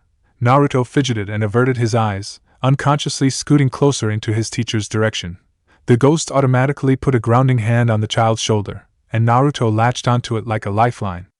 The Nidame's imposing presence solidified beside him, and Naruto could almost feel the man's unwavering calmness wrapping around him like a secure bubble. Just how strong had the Nidame's momentum been when he had been alive, drawing his strength from the man's silent support? Naruto finally managed to ask his question. "Are you going to watch me?" The easy atmosphere suddenly changed into something more serious, more meaningful. No, Lion answered sharply, more startled by the question than he should probably have been. He exchanged another glance with his strangely quiet self. The question, and even more so the resigned, sad tone it had been asked in, had thrown them off, too. He knew his unit well enough to recognize their tells. The tense line of Owl's jaw, Badger's rigid shoulders, and the overly casual posture that was unique to Parrot. Lion leaned forward, suppressing his sudden urge to take off his mask so that the child could read the seriousness in his eyes. "Look at me," he commanded. His voice was so assertive that Naruto could not help but obey. "This is definitely not the reason you have been assigned to us. So, get this idea out of your head immediately. We're here to teach you and not to watch you, got it?" "Okay," Naruto answered slowly, not really convinced but still feeling slightly reassured. "But why don't I get a genin team? You really are persistent, HM." Lion sighed. "Fine. I am not going to lie to you. There are several other reasons I am not allowed to tell, but it has nothing to do with you being mistrusted. So just be happy about getting such a superior team." "Yeah, we're really badass," Owl chimed in, trying to lighten up the atmosphere. "Totally," Parrot agreed cheerfully. Naruto huffed. "Fine. So, what now? You drink your tea and eat breakfast," Badger answered and put a steaming cup in front of him. "And then you will come with us, so we can assess your level," Lion added. "Okay," Naruto agreed and picked the cup up. Tobirama watched as the 4 ANBU guided his charge to one of the restricted training grounds. He was not happy about this newest development. Naruto was far too young to get involved with the shady business of Konoha. Just what was Hiruzen thinking, allowing the child to be taught by these people? He might not be a part of ANBU now, but with them as teachers he would inevitably walk down the very same path. It was only a matter of time. Hiruzen might as well have tossed him into ANBU right away. Hashimura would have been appalled. He was appalled. He looked at the Hokage mountain. The sun had not yet risen, so his brother's stony gaze was still shrouded in darkness. Tobirama sighed in relief and hated himself for being glad that his brother was blind. "Hiruzen. What are they doing? It appears that Parrot and Badger have taken the cookie jar hostage and Owl and Naruto have been tasked with retrieving it," the third answered dryly, blowing a smoke ring over the crystal ball. "I can see that," Danzo replied, equally dry. "Let me rephrase my question. Why is an ANBU cell running around playing childish games? They are assessing Naruto's skill level, and they could not have done that in a less moronic way. I believe they want Naruto to feel at ease with them," the Hokage answered, watching carefully as the young child jumped from a branch and hastened after Owl, who had just spotted their opponents. "He does not need to feel at ease," Danzo reminded him sharply. "He just needs to learn and obey. Too much sentimentality will only make him a liability." The third ignored his friend's input with practiced ease. He would not get into another discussion about morals right now. They would never see eye to eye on that. So, he settled for a simple "It works for him," and resumed watching the child's assessment. Danzo did not look too pleased, but his attention still never wavered from the crystal ball. The Hokage silently congratulated himself for taking the initiative and inviting the man to watch. At least this way, he knew exactly what his old friend learned about the child. They had found Badger and Parrot, or more like, Badger and Parrot had found them. Naruto did not know when the rules had changed, but suddenly, they were not longer the ones chasing, but rather the ones being chased, and to make matters worse, Owl had disappeared. He was on his own. Well, almost. His sensei was still with him, but the man had yet to speak up. There was no warning. Only a sudden feeling of danger, followed by a blur of movement, and Naruto instinctively threw himself to the side. He could feel the cool breeze grazing his cheek as the fist cut through the air where his head had been only one breath before. "Not bad," Parrot's voice complimented him from somewhere behind him. Naruto whirled around, but the ANBU was nowhere in sight. Where was he? Had he left? "Mind your surroundings," his sensei advised him calmly. "A skilled shinobi knows how to use anything around him to his advantage." Mind his surroundings? What did he mean with that? Naruto looked around. There was not much to see. Just a couple of trees and a single log. Nothing spicy. Wait. Had that log been there before? He was pretty sure it had been an empty clearing. So, maybe? He threw a kunai at it. The log vanished in a puff of smoke and Parrot appeared in front of him. Good job, kid. Cookie? Naruto grinned and accepted. Report, Lion commanded and looked at Owl and Badger. The two ANBU exchanged a brief look, before Owl started to speak. His speed is not bad. He's quicker than you could expect from a recent graduate. I slowed down quite a bit, but not as much as I thought I had to. I'd say it's comparable to someone who has already been 2 years in. I have also noticed that he moves very quietly when he wants to. There were some moments I had to check for his chakra just to be certain he was still following me. So he has an aptitude for stealth, Lion mused. We will have to expand on that, if we can get the kid to stay silent long enough, he added dryly. His teammates snorted. We can always bribe him with ramen, Badger offered, only half joking. Lion snorted. Would probably work like a charm. Anything else? Well, he does not recognize genjutsu, Owl added. At least he just shrugs the regular ones off. He paused. And I have no intention of using that on him, and I am not asking you to, Lion replied firmly. Badger, anything to add? Just as expected, his jutsu repertoire is not big, but he knows how to improvise, the ANBU answered. The kid's not one for strategy, but when it comes to tactics, he's good. Would probably make one hell of a team with a Naruto? Lion definitely sounded interested. We'll have to look into that one too then, yes, Badger agreed. I don't know how good he's at tracking, haven't seen much of it, but that's probably something we should leave to Hataki, or we'll never hear the end of it. Owl laughed and Lion snorted again. You can say that again, the man muttered. That's probably something we should leave to Hataki. Or, I did not mean it literally. Lion interrupted Badger hastily before he got on a roll. Owl snickered. Now, what about the kid's taijutsu? Lion asked, ignoring his amused teammate. Parrot is still testing him. As far as I have seen, he is mostly using basic styles. Got them down to perfection though, Badger replied. Not a single movement out of place.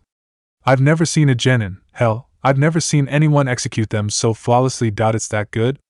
Lion sounded surprised. Wasn't he mostly learning on his own? Badger shrugged. I don't get it either. Maybe he's just done them over and over again. Well, we'll leave that for later. Parrot and Naruto are coming back. The three ANBU turned around and looked at the two harmonious figures happily sharing the cookie jar between them. Owl yelled. You'd better have left some for us too.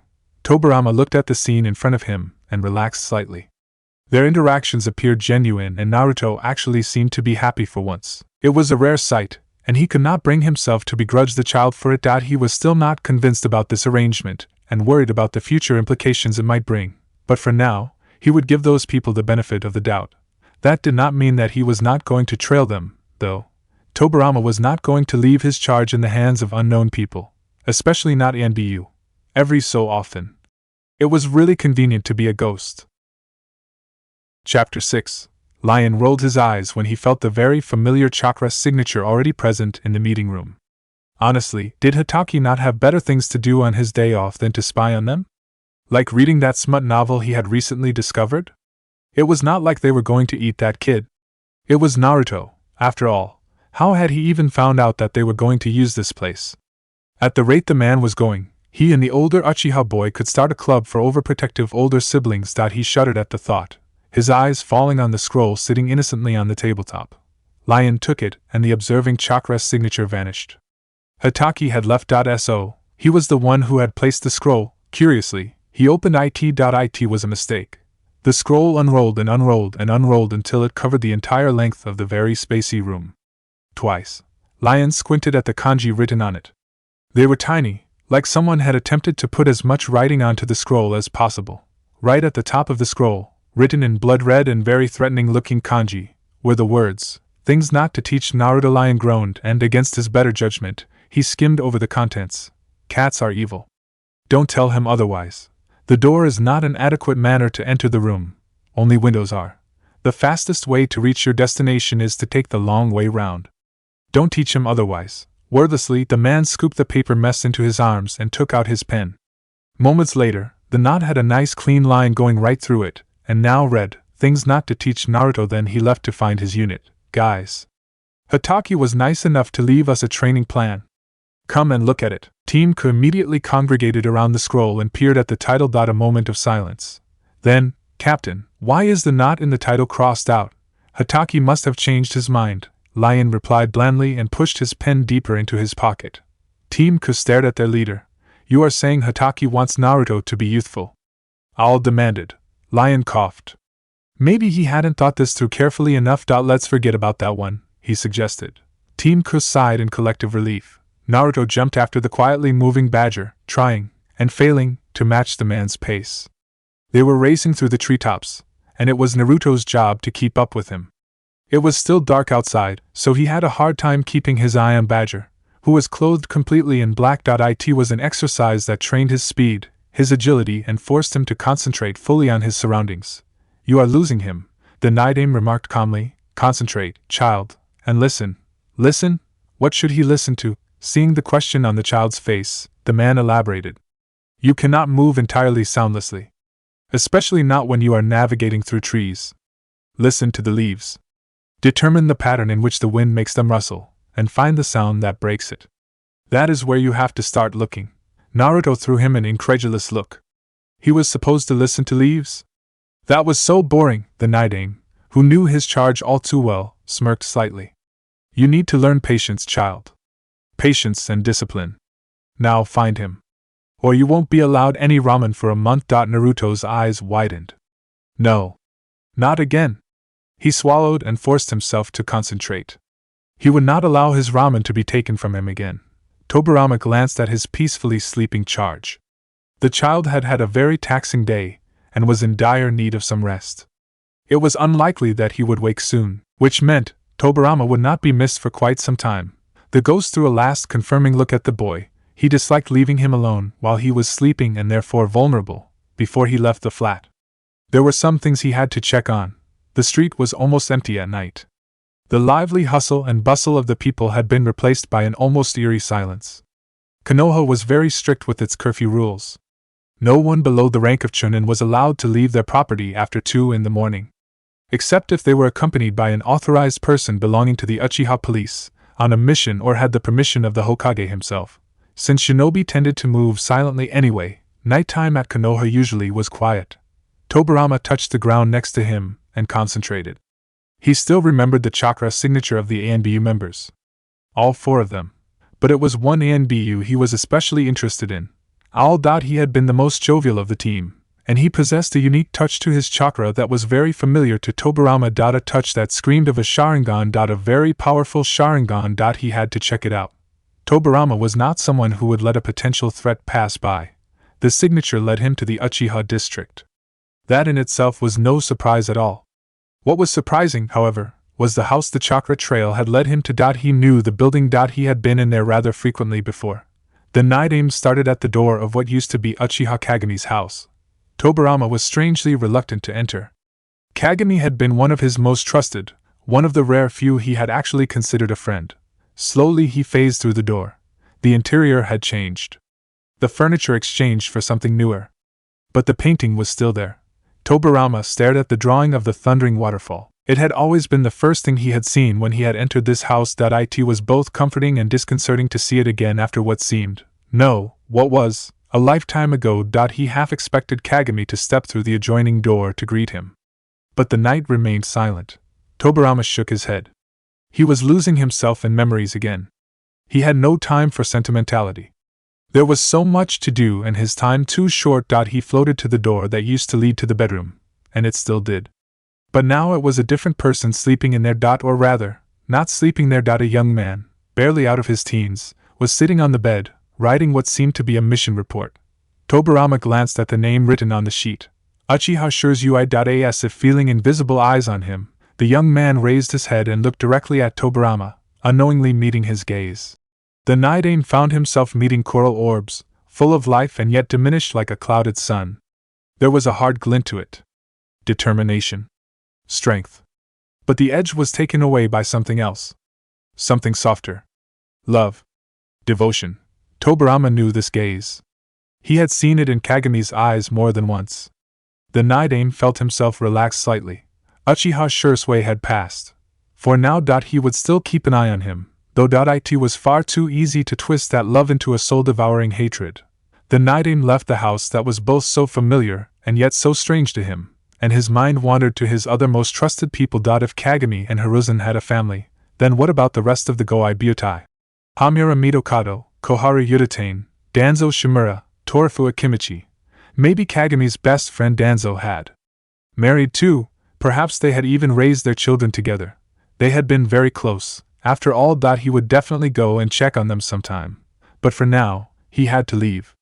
He glanced at the sky. Naruto would wake up soon. He walked out of the Uchiha district, never seeing the dark figure melting into the ground only a few steps behind him. The bowl was getting bigger and bigger, the piece of miso under his feet growing to an impossible size. Naruto's mouth watered. He stepped back and jumped. But suddenly the bowl was shaking under him, causing ripples on the watery surface. Naruto struggled to stay on top, the broth closing in on him at a rapid pace. Naruto.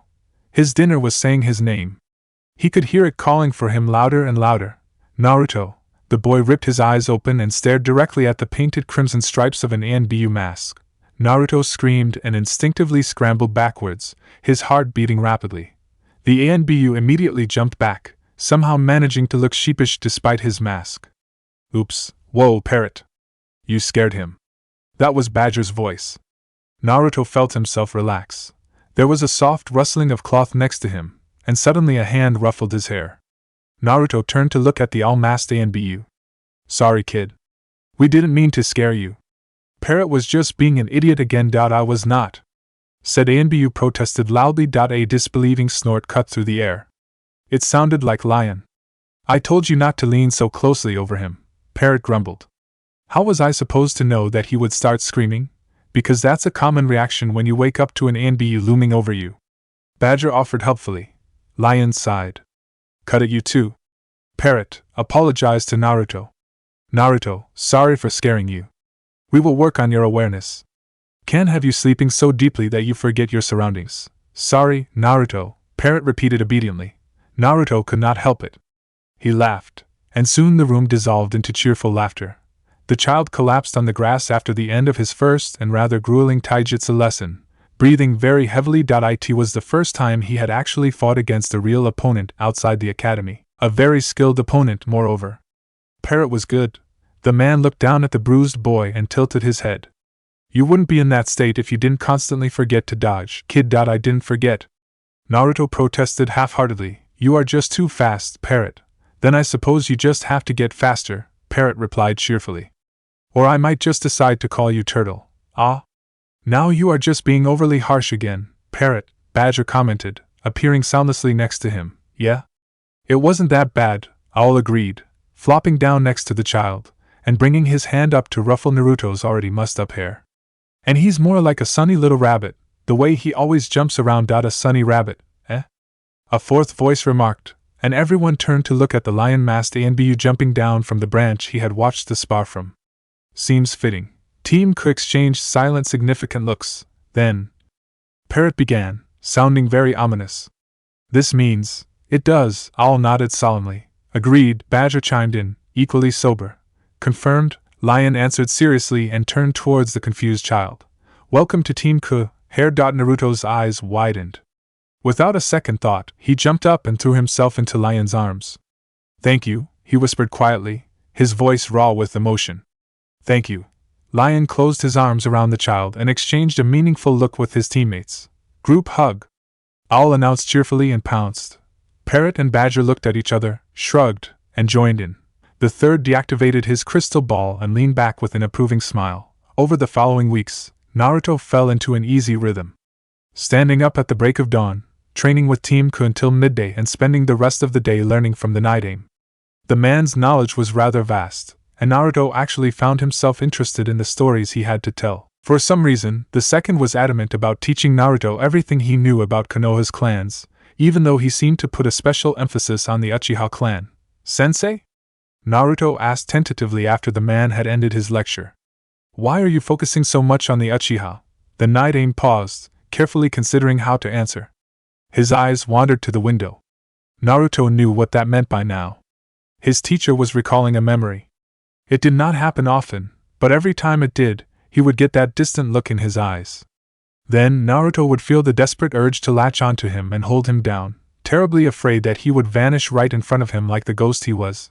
The Uchiha, the second, began finally, are a powerful clan. The bloodline limit they possess, the Sharingan, allows them to access incredible powers. But this power comes at a steep price. A price? Naruto repeated, settling down onto the grass next to the Shodai's tree. He liked the warm and comfortable feeling it gave him. It made him feel strangely safe and protected. I have told you that my brother's dream was to break the circle of hatred, the Naruto continued quietly. And there used to be plenty of hatred between the Uchiha and the Senju clan. The Uchiha have always been a clan who could hate passionately. But what many are not aware of is that this hatred is born out of love. Love. Naruto stared at him, not really understanding where this was going. How could you hate because of love? Uchiha love deeply and wholly. Some of them even to the point of obsession, the second answered. But when those they love are taken from them, the emotional pain they feel will manifest itself in their eyes, awakening the Sharingan. And that's bad? Naruto tilted his head. Not necessarily, Tobirama answered truthfully, but many of them develop a strong hatred towards the ones who hurt their loved ones, and the deeper their hatred, the stronger they become. Once they reach a certain point, there will be no reasoning with them anymore, and they will follow a path of destruction. The second looked at Naruto, his jaw set into a grim line. And then they will become a threat to their village. Tobirama stepped forward and laid a heavy hand on the boy's shoulder. That does not mean every Uchiha is that way. I have known plenty of them who channeled their love into their village, and I could not have asked for more loyal comrades. He paused for a second. Still, treat every Uchiha you meet with caution, Naruto. I don't like that, Naruto grumbled. They are part of Konoha too, and I don't believe they will hurt it. It's their home. He glared heatedly at the ghost in front of him. And I'll protect them, too. The ghost smiled wryly at the determined child. Truly, so similar. But he was pensive. The air around Konoha had changed, the tension was almost palpable. The Uchiha clan seemed especially restless. Dissent was growing among Konoha's population. It was worrying because it hinted at some unspoken, some deeper problem he was completely unaware of. He had the feeling that something bad was going to happen. Tobirama glanced at the cloudy sky. A storm was coming. He sincerely hoped his charge would not be caught up in it. Chapter 7. Kakashi was nervous. Very nervous. He wanted to meet Naruto, but he had no idea how to do it. How did you approach a kid that should have been your younger brother? Confused and distressed by that question, he went and cornered the only person who could probably tell him what to do. Yo. Weasel. I need your help. The young ANBU turned around. Yes, Captain? You've got a younger brother, right? Kakashi asked, curiously leaning in. I do, Weasel replied slowly. Why are you asking, Captain? Well, Kakashi scratched his head. I know this one kid who's kind of my younger brother, Weasel hummed. You are talking about Uzumaki Naruto, correct? Am I that obvious? Yes, Weasel answered immediately. If I recall correctly, you were threatening to decapitate the vendor who threw a rotten tomato at him. Kakashi replied sheepishly, that might have been a bit I approve. Weasel interrupted him. Kakashi blinked. You approve? Yes, Weasel agreed calmly. It's the duty of the older brother to protect the younger one. Any threat towards the younger one's safety should be removed resolutely, and without mercy. I see. Kakashi nodded thoughtfully. That really made sense. Any tips on how to interact with Naruto? I am about to meet him for the first time. Weasel tilted his head. I can tell you how I usually interact with my younger brother. Kakashi pulled out his notebook, attentively listening to Weasel rattle off an entire set of instructions. And don't forget to poke him, the young ANBU finally finished. Kakashi nodded thoughtfully and closed his book. Thanks, Itachi.hn. Rise and shine, hair. Naruto glared at the overly cheerful ANBU. It was a mystery to him how Parrot could be so chipper every morning. That's Parrot for you, Badger remarked offhandedly, correctly interpreting the boy's glare. So what are we learning today? The overexcited Parrot ANBU asked their captain. Lion rolled his eyes behind his mask. Oh. I know it. All answered, waving his hand. It's Shunshin. He threw his arm around Naruto's shoulder. That means you get to spend lots of time with me today, yay! Naruto yelled, honestly happy, and twisted around to hug him. There is something I wish to teach you, Tobirama told Naruto after Team K had waved him goodbye. What is it, sensei? Naruto asked curiously. The Night Aim turned to look at him. I wish to teach you how to utilize chakra pressure. But before I can do that, we will have to look at barrier techniques. The ledge is protected against chakra leakage, but you will need to learn how to set up secure places on your own. We will start with a simple silencing barrier and move up from that. I am going to learn how to make secret hideouts. Naruto was excited. Yes, Tobirama confirmed calmly. Now calm yourself and concentrate. We are starting. Yes, sensei, Naruto answered and settled down. The Night Aim started to pace up and down in front of him.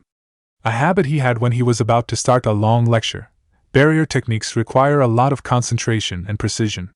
Some people are under the wrong impression that they can casually throw up a barrier during a battle whenever they want, but that is not advisable. The second paused to let his words sink in.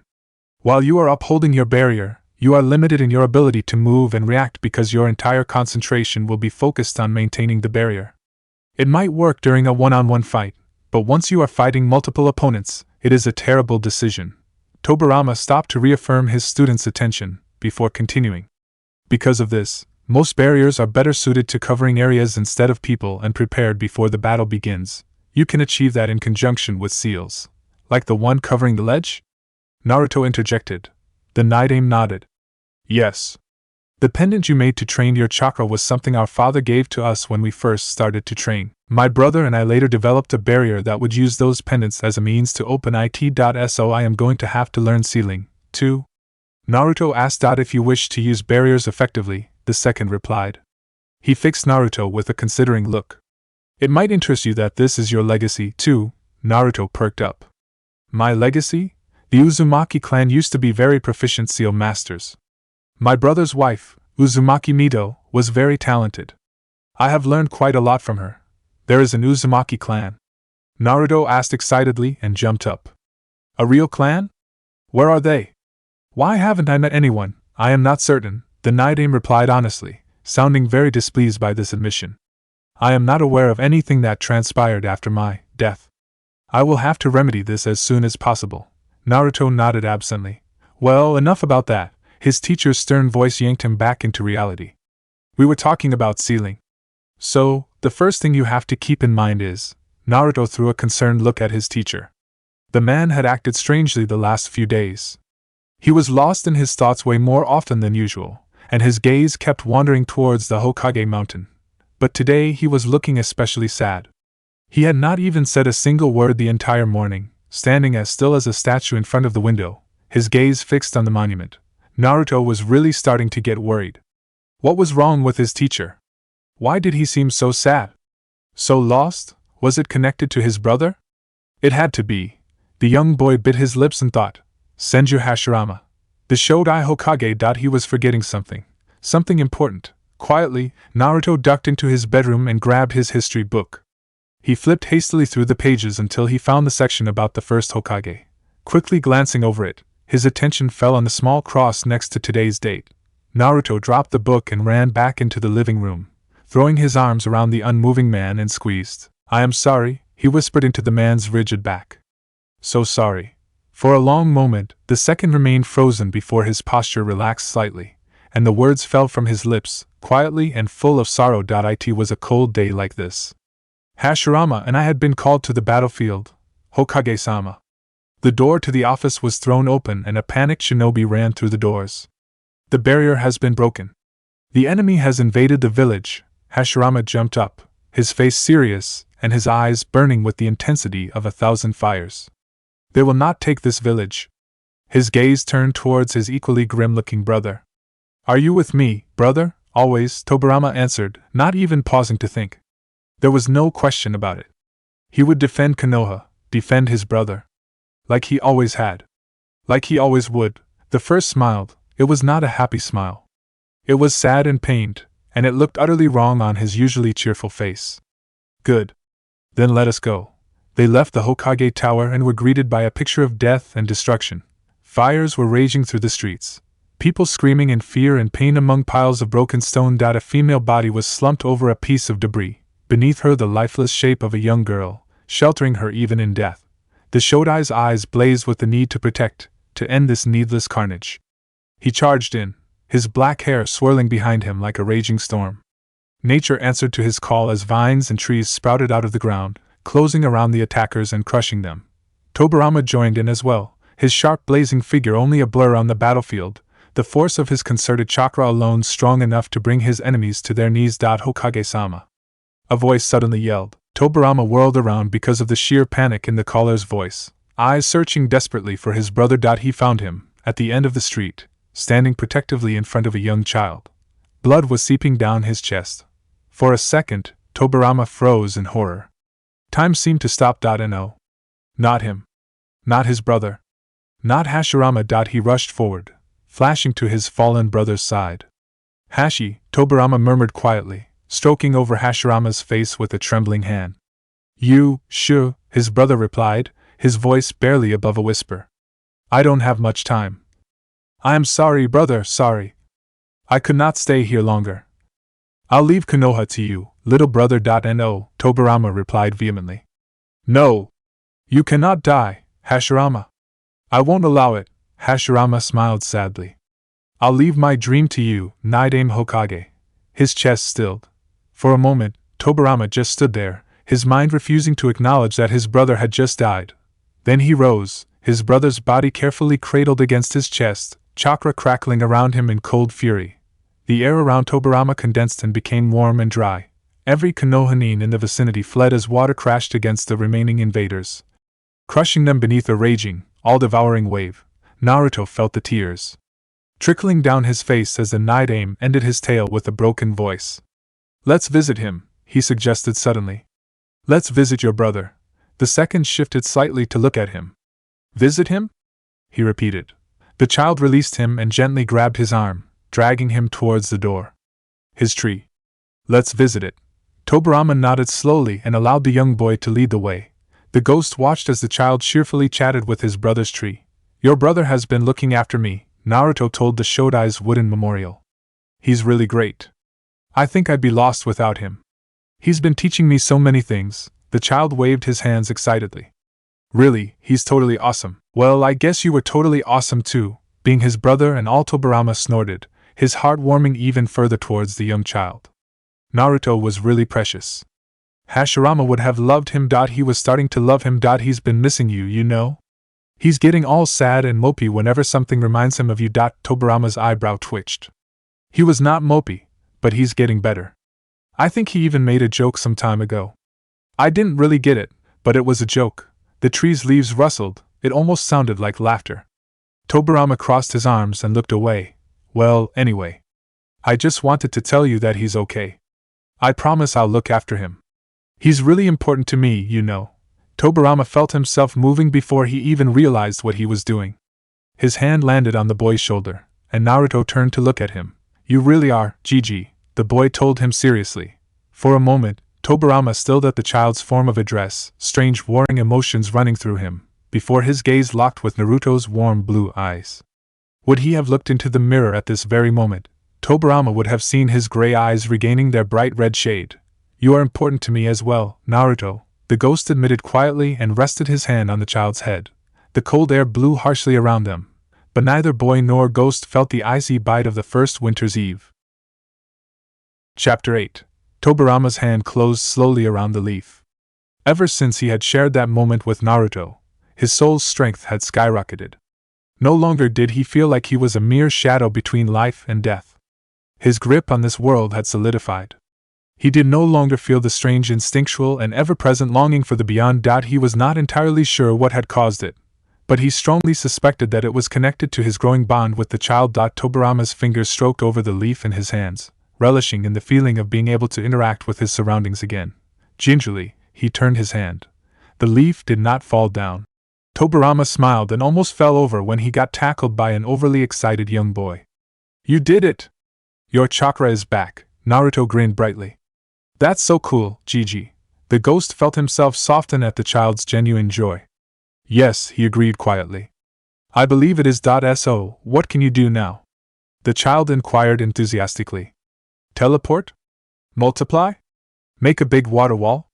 He made a sweeping hand gesture that was probably meant to represent a giant wall. The man chuckled slightly and brought his hand down to ruffle Naruto's hair. I do not think I am strong enough for that yet, he replied, sounding slightly amused. But there is something else I might be able to do. What? Naruto asked. He jumped back and threw a demanding look at the man. Tobirama smirked. Naruto's eyes widened as he saw the tiny water hair taking form in the palm of the man's hand. Cool. Curiously, he bent forward and tentatively reached out to touch it. The small water animal immediately jumped into his face. Naruto yelped in surprise and landed ungracefully on his behind. The second actually laughed at the dumbstruck expression on the child's dripping wet face. Naruto's disgruntlement immediately evaporated, replaced with his joy at seeing the man laugh. Naruto seems to be coming along quite well. The third remarked as he reviewed the report Lion had just handed him. He does, Lion. Agreed. In the 2 months he has been with us, his speed and agility has improved quite well. We have focused mainly on improving his taijutsu and developing his perception abilities. Perception abilities? The third inquired, raising an eyebrow. Naruto has a tendency to lose focus, and he gets easily distracted if something does not interest him. To rectify that, we came up with exercises that forced him to be fully aware of his surroundings, Lion informed him. So far we have succeeded in getting him to spot more obvious camouflage attempts and making him wake up once people approach him. That sounds like an ANBU skill to have, the third remarked in an illusory casual tone. Lion was not deterred by the unvoiced displeasure. It is. But it is also a very useful defensive skill to have. If he learns to correctly evaluate and use his surroundings, he will have an easier time trying to escape dangerous situations. The third nodded slowly. You are correct. And because of this, I want to take him on patrol with us. Take him on patrol? The Hokage repeated sharply, his eyes narrowing dangerously. Did I not make it clear that he is not an ANBU member? I am aware of that, Lion answered calmly. But Naruto is ready for his first mission. He needs to gain experience, and what would be more secure for him than to join us in patrolling the village? It is an excellent opportunity to try his skills out in the field, and we are there to guide him every step of the way, the third sighed. Very well, he can accompany you.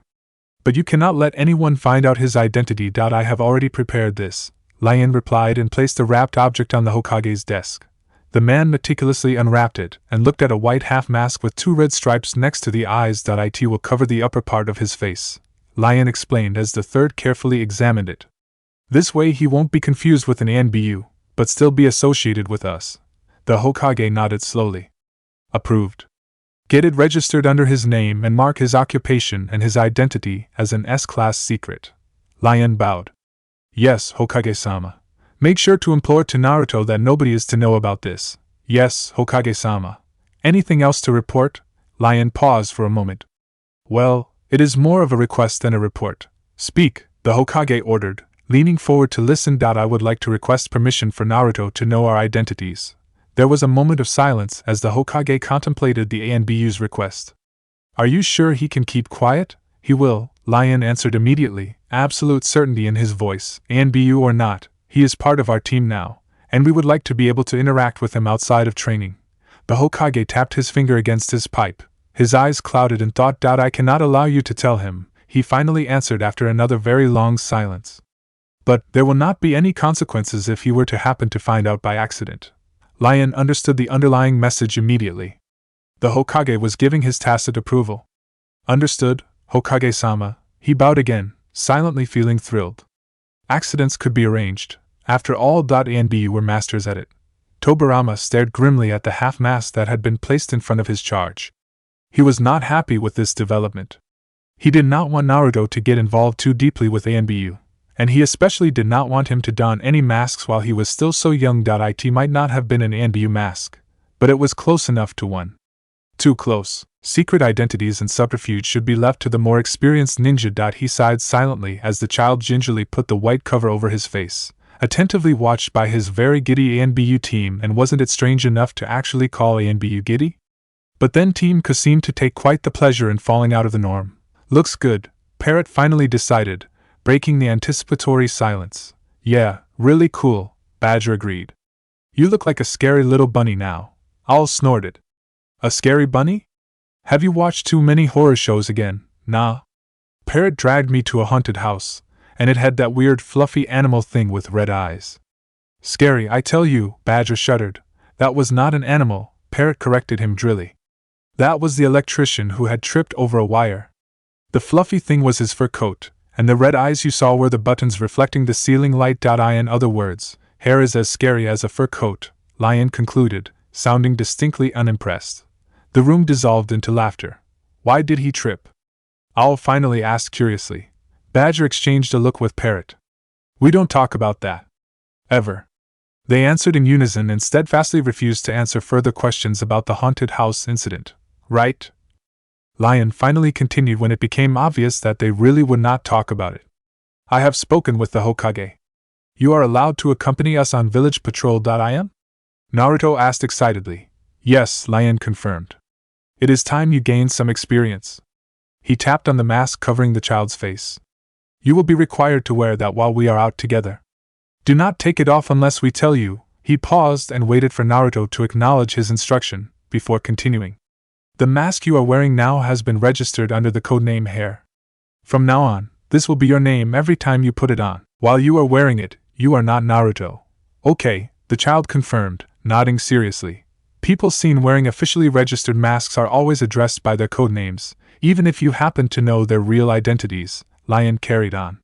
Naming a mask-wearing person is a serious crime and will be punished most harshly. The same goes for wearing an official mask without authorization. The ANBU pulled a sealed scroll out of his pocket and handed it to Naruto. Official masks have an identification number that allows to verify their authenticity. This scroll contains yours. Memorize the number and burn the scroll. If you are asked to identify yourself, you will report this number. You will receive a new one as soon as the identification check is done. Naruto blinked. That sounded complicated. Owl laughed and patted his head. They are pretty strict about security, and they don't want to risk anyone's identity being compromised. There is even an entire department in ANBU dedicated to managing the identification process. He leaned and whispered conspiratorially. But it's all very hush-hush. Are you going around spilling secrets again, Owl? Lion asked mildly. Who, me? Owl waved his hands. Never. Lion snorted. Naruto was thrilled. This was the first time he actually got an assignment, and he even could go out with his team. He really felt like celebrating loudly. The second stopped the child's excited pacing and gave him a stern look. Naruto. Sit down. Naruto smiled sheepishly and flopped onto the chair the man had stirred him towards, meeting the Nidame's serious gaze with his own. Close your eyes, the man ordered. Naruto obeyed. Center yourself and calm your emotions. Tobirama waited until the child had stopped fidgeting before he placed both of his hands on the boy's shoulders and started to speak, his voice carrying with the full weight of his power. Always remember, you are a shinobi of Konoha now, Uzumaki Naruto. The moment you received your headband, you became a soldier first and a child second. Tobirama almost flinched at the harsh truth in his own words and silently apologized to his brother's sadly smiling memory. If you let your emotions rule you, you will not only put yourself in grave danger, but also your team and your village as well. If you wish to keep the oath you have given my brother, you need to learn when to be serious and when to play. Naruto stilled and lowered his head at the severity of the man's words. I'm sorry, Gigi, he muttered quietly. I'll be serious now. I promise that I am not angry with you, Tobirama assured him and put his hand on the child's head. But you need to learn. Now don your mask and get ready, he instructed him gently. Your team will be here soon. The child nodded mutely. ANBU guards are usually moving in teams of 2, Lion told the masked child. Hair, you will stay with Owl and me tonight. Lion looked at the youngest in their midst. The first thing we need to do is tell Team No that their relief has arrived. Just follow us and observe, Hair. Naruto glanced at his teacher, who nodded at him and agreed. Okay, what do you see? Lion asked the child.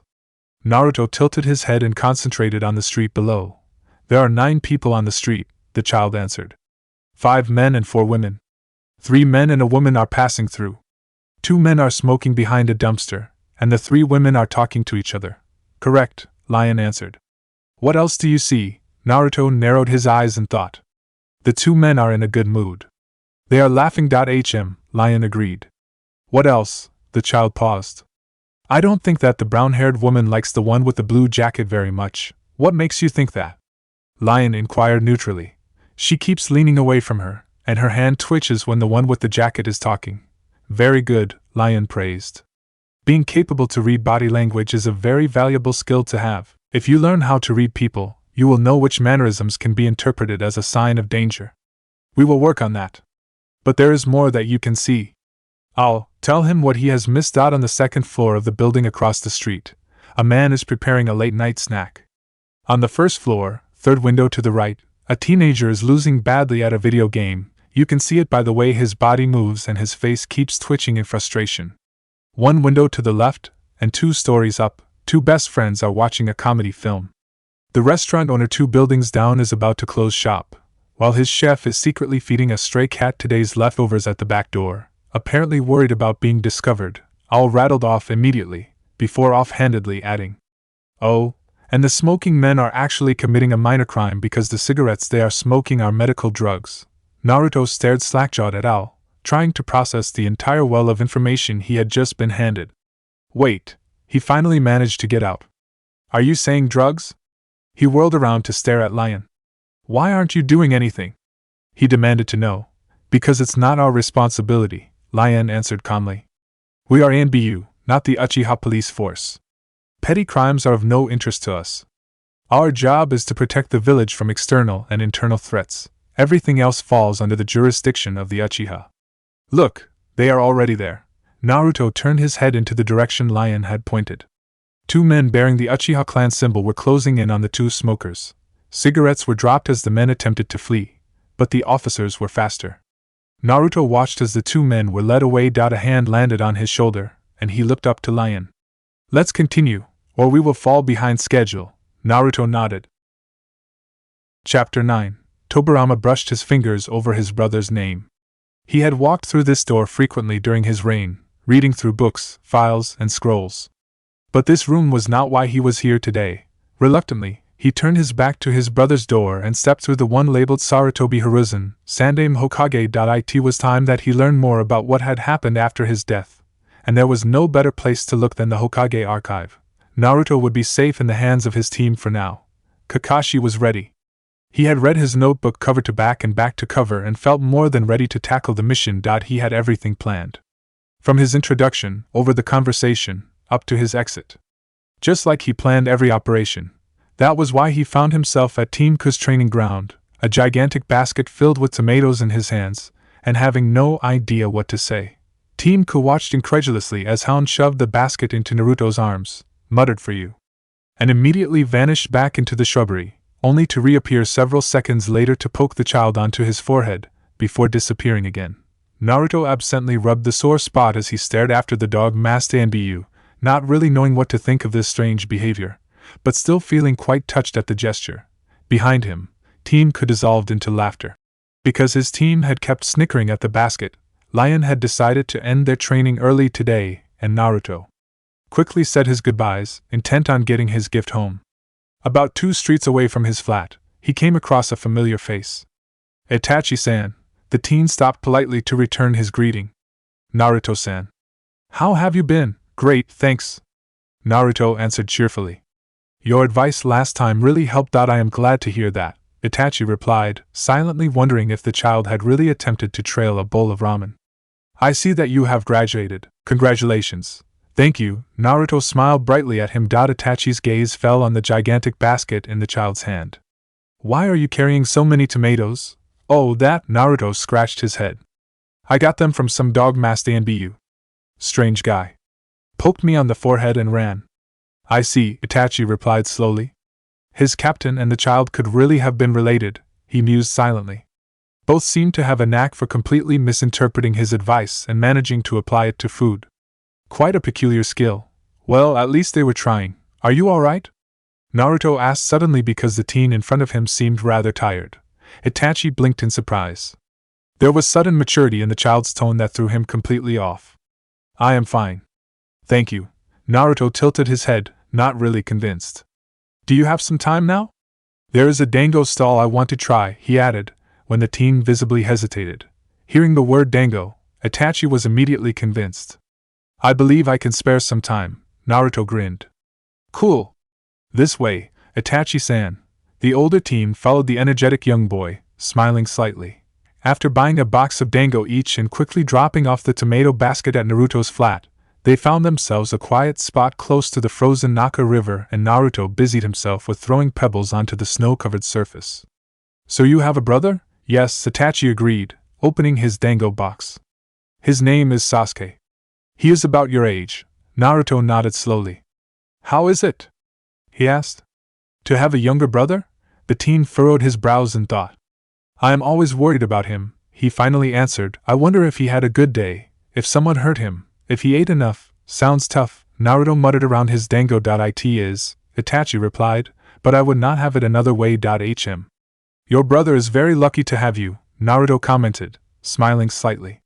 A year ago, he would have felt envious about their apparent bond, but now he had someone of his own to rely on. So, his words and the sentiment behind them was completely genuine. The teen realized that, too, and he threw the boy next to him a thoughtful look. The child's reaction was uncommon. He had grown up without any support, completely on his own, and yet he did not seem bitter or envious of others with a family. He had sounded genuinely happy for Sasuke. Itachi felt his heart softening towards the sincere and lonely child, and he brought his hand up to ruffle his hair. Do you want to meet him? He asked. Naruto froze. Him? Meet another child? His heartbeat quickened in excitement, but then he remembered he was a genin. His schedule was full. He had training, he had patrol, and soon he would have missions too, soldier first, child second. That was the path he had chosen. He shook his head. Thanks, but I don't have time to play. I have to train. Naruto looked at his companion, blue orbs alight with determination. I have a dream, Itachi-san, he told the older one. I want to protect Konoha. I want to protect everyone. I want a world without hate and war. I want peace. Something strange flitted through Itachi's eyes at the child's passionate speech, and he suddenly felt like he was looking at someone much older. The boy's words resonated deeply with him, and he quickly realized that there was someone else sitting directly next to him whose dream was so similar to his. I understand, he answered simply, and he did. My dream is quite similar, he admitted. Really? Naruto's eyes widened. Yes, Itachi confirmed, and for a moment both of them fell silent, staring at the frozen river and contemplating the implications of the words they had just shared. Their deep thoughts were suddenly interrupted as a third person wriggled between them, slinging his arms around their shoulders. Hey Itachi, hey kid, a very familiar voice greeted them happily. Naruto's head whipped around, and he looked directly into the face of a young man possessing the sharp features unique to the Uchiha clan. The man grinned at him. Wanna have a cookie? He asked playfully. You, Naruto brightened as he recognized the first sentence Owl had ever said to him and immediately threw himself at the young man who accepted his enthusiastic hug with good humor. Itachi raised an eyebrow at this display. I was unaware that you two knew each other, Shursui. Of course, we do. We are friends. Who wouldn't like such a sunny rabbit? Shursui gave his best friend a pointed look, and Itachi immediately understood, eyeing the younger child with renewed interest. Naruto looked between his older companions. Wasn't this a secret? Shursui shrugged. Itachi's a sly weasel? He would have found out, anyway. This time it was Itachi's turn to be exasperated and Naruto's being curious. Did that mean Itachi-san was ANBU too? So, Shursui asked, looking between both of them. What were you talking about so seriously? Peace, Naruto answered plainly, offering his box to his older friend Dada. Shursui responded eloquently as he accepted the offer. Naruto-san was sharing his dream with me, Itachi clarified. It is very similar to my own, he paused, before adding. And yours? Oh, Shursui seemed honestly surprised. I see. Hn, Itachi agreed. It had surprised him, too. The three of them fell silent again. Naruto? Shursui said finally, never taking his eyes from the frozen river. Yes? The young boy asked, turning to look at him. Shursui's voice was grim as he continued to speak. If you ever come across an old man with a cane and a bandaged eye, don't trust him. Itachi's eyes flickered to Shursui, but he remained quiet. Okay? Naruto answered, confused by Owl's words. Good. Shursui ruffled his hair and grinned. Now let's have some fun, shall we? I bet the two of us can take Mr. Prodigy down. Is that a challenge? Itachi asked drily. Or are you being megalomaniac again? Megalomaniac? Me? Never. Come on, Naruto, start making snowballs. We're so taking him down. Less than 1 minute later, the three of them were engaged in a fierce snowball fight, their joyful laughter ringing loudly through the empty clearing. It was late afternoon when Naruto finally strolled down the darkened streets. exhausted from his snowball fight. That was when he saw it. A slight flash of orange out of the corner of his eyes, moving quickly into the direction of the Uchiha district. Curiously, Naruto trailed after it, sticking close to the shadows. The figure moved quickly, almost too fast for his eyes, and Naruto had a hard time keeping up with it. Suddenly, the stranger jumped over a high wall at the end of a street and vanished out of sight. Naruto was left to stare at the blank wall. He was about to turn around when he suddenly felt cold shivers running down his spine. His neck hairs rose, and his breath quickened. Everything in him told him that he should leave now. He brought his hand up to flicker away, but was stopped by a hand closing around his wrist in an iron grip. Well, what do we have here? A dark voice whispered quietly into his ear. A curious little fox. Naruto slowly turned his head around and stared directly at a spiral orange mask, a single eye spinning red in a kaleidoscopic pattern. An unexpected, irrational fear gripped Naruto's heart. He wanted to get away from this dangerous, deadly man. Something inside him quivered in both terror and silent rage. Naruto trembled. The man laughed lightly. So you do remember. I wonder, is my little pet doing well? He tilted his head and hummed. No answer? Seems like I have to remind you who your master is. There was a blur of movement, and Naruto impacted harshly with the unforgiving stone wall. A hand grabbed his collar and yanked him up, pressing him against the hard stone. Do you feel like answering now, little fox? Naruto stared at him, desperately trying to find some way out. Then, out of nowhere, a figure appeared next to him, tall, translucent, and full of wrath. Naruto. The night aim had returned, and he was furious. The masked man looked curiously at the young child as he felt the sudden raise in hostile power. Naruto. Tobirama's hand landed on his shoulder, and his voice echoed loudly in his ears. Channel your chakra into me. Now, Naruto obeyed, and slowly Tobirama's eyes started to glow. The tension in the air thickened, and the masked man was blown away by a powerful force of concentrated chakra. The wall behind them shook perilously. Stones crashed down. Shunshin, now! Tobirama ordered, and Naruto's hands shot through the signs. He disappeared just as the wall behind him collapsed completely. The orange-masked man made no attempt to pursue him, and contemplated the destruction the child had left behind. His gaze flickered over the ruined wall to the cracked windows, and he touched the minuscule fissure in his mask. Interesting, he murmured softly as his body disintegrated. Very interesting. Rain was pouring down the darkened sky, and a lonely figure stood watch over the city below, his black cloak billowing behind him. He turned around as he felt the slight shift in the air, announcing the arrival of a very familiar figure. The orange-masked man stepped out of the dimensional rift. Pain. Madara, the cloaked figure replied calmly, inclining his head in greeting. You have arrived earlier than expected. Have you already finished what you intended to do? No, Madara answered, stepped past the man, and looked at the dark, cloudy sky. I have been interrupted. There was an unexpected development. An unexpected development? Pain repeated, furrowing his brows. Will it impact our plans? Madara paused. Perhaps. If we allow it to, he tapped his fingers against the windowsill. There will be a change in our plans. Madara turned to look at Pain.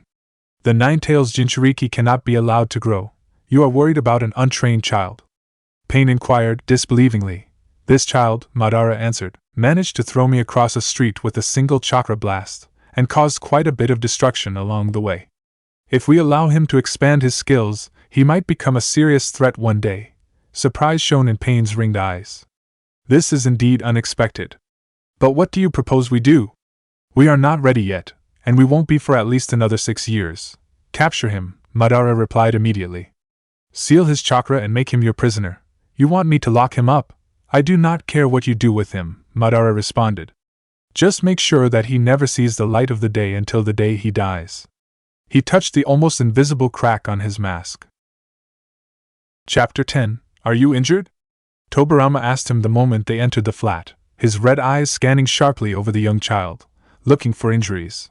Naruto rapidly shook his head. No, I am not, but what happened? Who was that guy?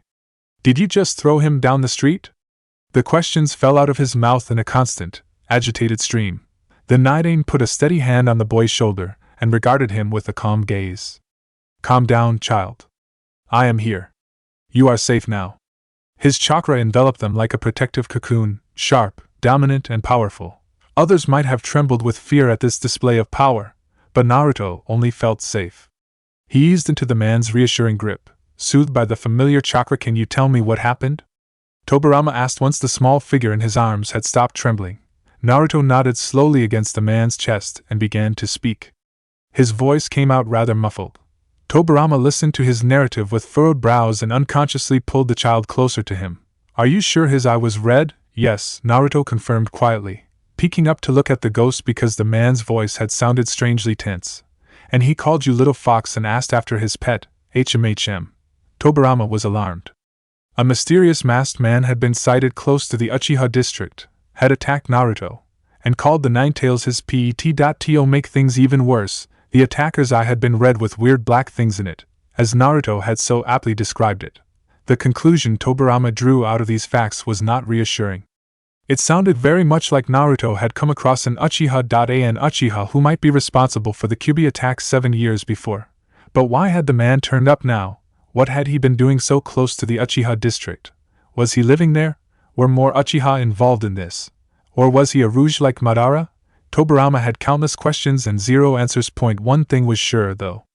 He needed to up the child's training. If he hadn't been there tonight, this incident might have ended quite differently. The ghost glanced at the sleeping child. He was loath to leave him alone so soon after this incident. Naruto had been terribly shaken, but he needed to know what Hiruzen thought about today's happenings.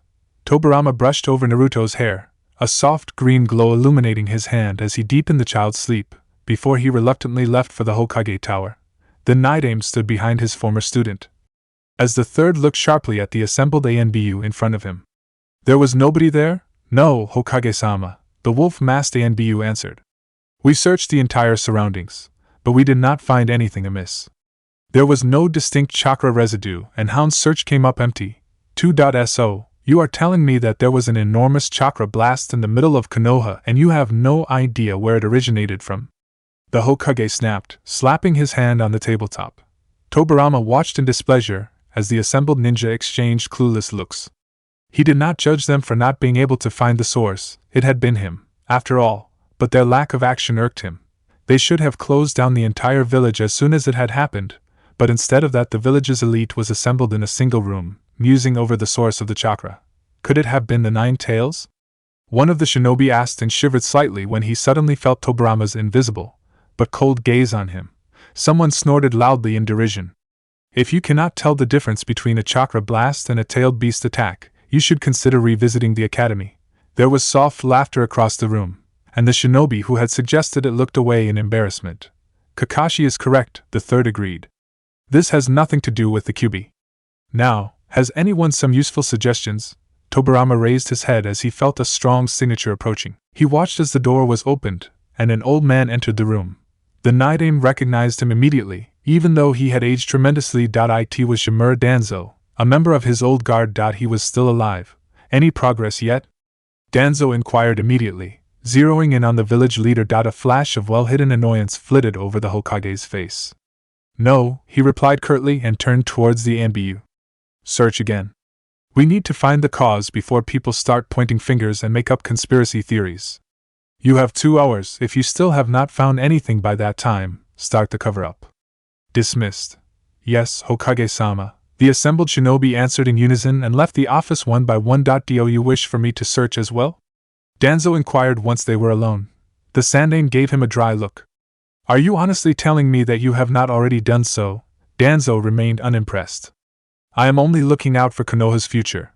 Then kindly do so from outside this office, the third replied, rising from his chair. I have a meeting with Uchiha Fugaka now.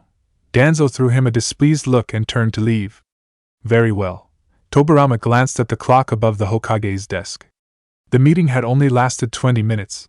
Naruto would be asleep for a while longer, so he might as well use this chance to see what Danzo had been up to. Perhaps he would get to see Danzo's family. He wondered what kind of woman the man could have married. Considering his character, it would certainly have to be a formidable kunoichi. Very interested now, Tobirama followed the man's chakra signature. The ghost frowned as the signature started to lead him to the outskirts of the town. What was he doing so far out there? Had Danzo moved out here? But then why did he feel the man's signature coming from the ground? Was there a room below him? Tobirama furrowed his brows, channeled his spiritual energy, and slowly sunk down. He found himself floating inside a gigantic, rectangular room that reminded him strangely of the Hokage's office. The chair behind the large desk was occupied by a very familiar person. It was Danzo. The Night-Aim narrowed his eyes. Just what had he discovered here? Why was Danzo sitting behind a desk in an underground office like some shadow Hokage? His intuition told him he had stumbled across something that should be investigated further. Throwing a last apprehensive glance at the man behind the desk, Tobirama stepped through the office door. It was not only an office. It was an entire facility. Tobirama came across several masked people looking strangely similar to Konoha's ANBU. But they weren't. Tobirama knew the signature of the real Badger ANBU, and the person wearing the mask had an entirely different one. He was furious. Why was there an entire organization of pretend ANBU running around inside Konoha? Did Hiruzen know about this? Grimly, the ghost floated through a heavily locked door into the deeper parts of the facility. The area was growing darker now as the metallic walls made place for crude, rough stone. The silence was almost eerie, but Tobirama still moved on, intent on finding out more about this place. Doors appeared at both sides of the corridors. Tobirama stopped in front of the first one, his finger tracing over the intricate seals etched into the heavy wood.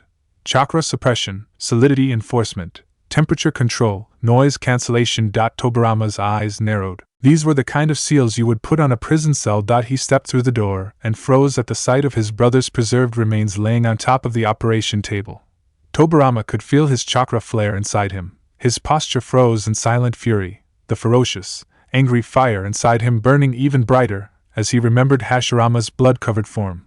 How dare they? Icy coldness settled into his eyes. Danzo. He had trusted this man, seen him as one of his confidants, made him part of the elite, and that was how he thanked him? By breaking his trust? By undermining the Hokage's authority and creating an underground organization? By defiling his brother's memory?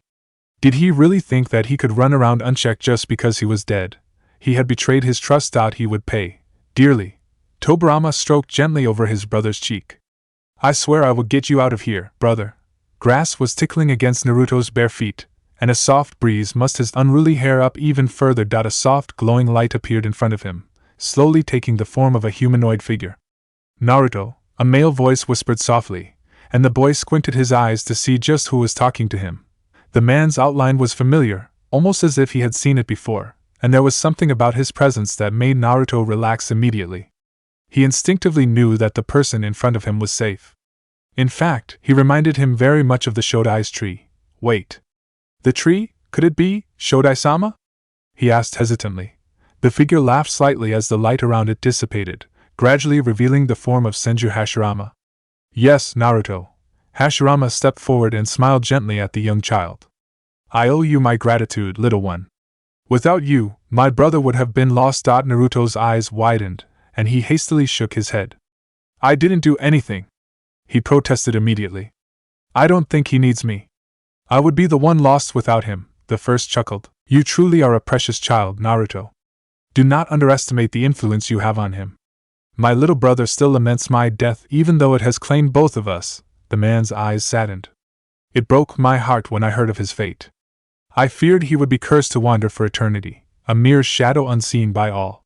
But then, his smile was back. You came along and reached out to him. And he opened up to you in return. He needs you just as much as you need him, little one. Naruto lowered his gaze, feeling both uncomfortable and happy at the same time. A mischievous twinkle appeared in Hashirama's eyes. In any case, I am glad that you think we are awesome. Even if I'm only considered so by association. Naruto's head shot up, and his ears flushed slightly in embarrassment. You heard that?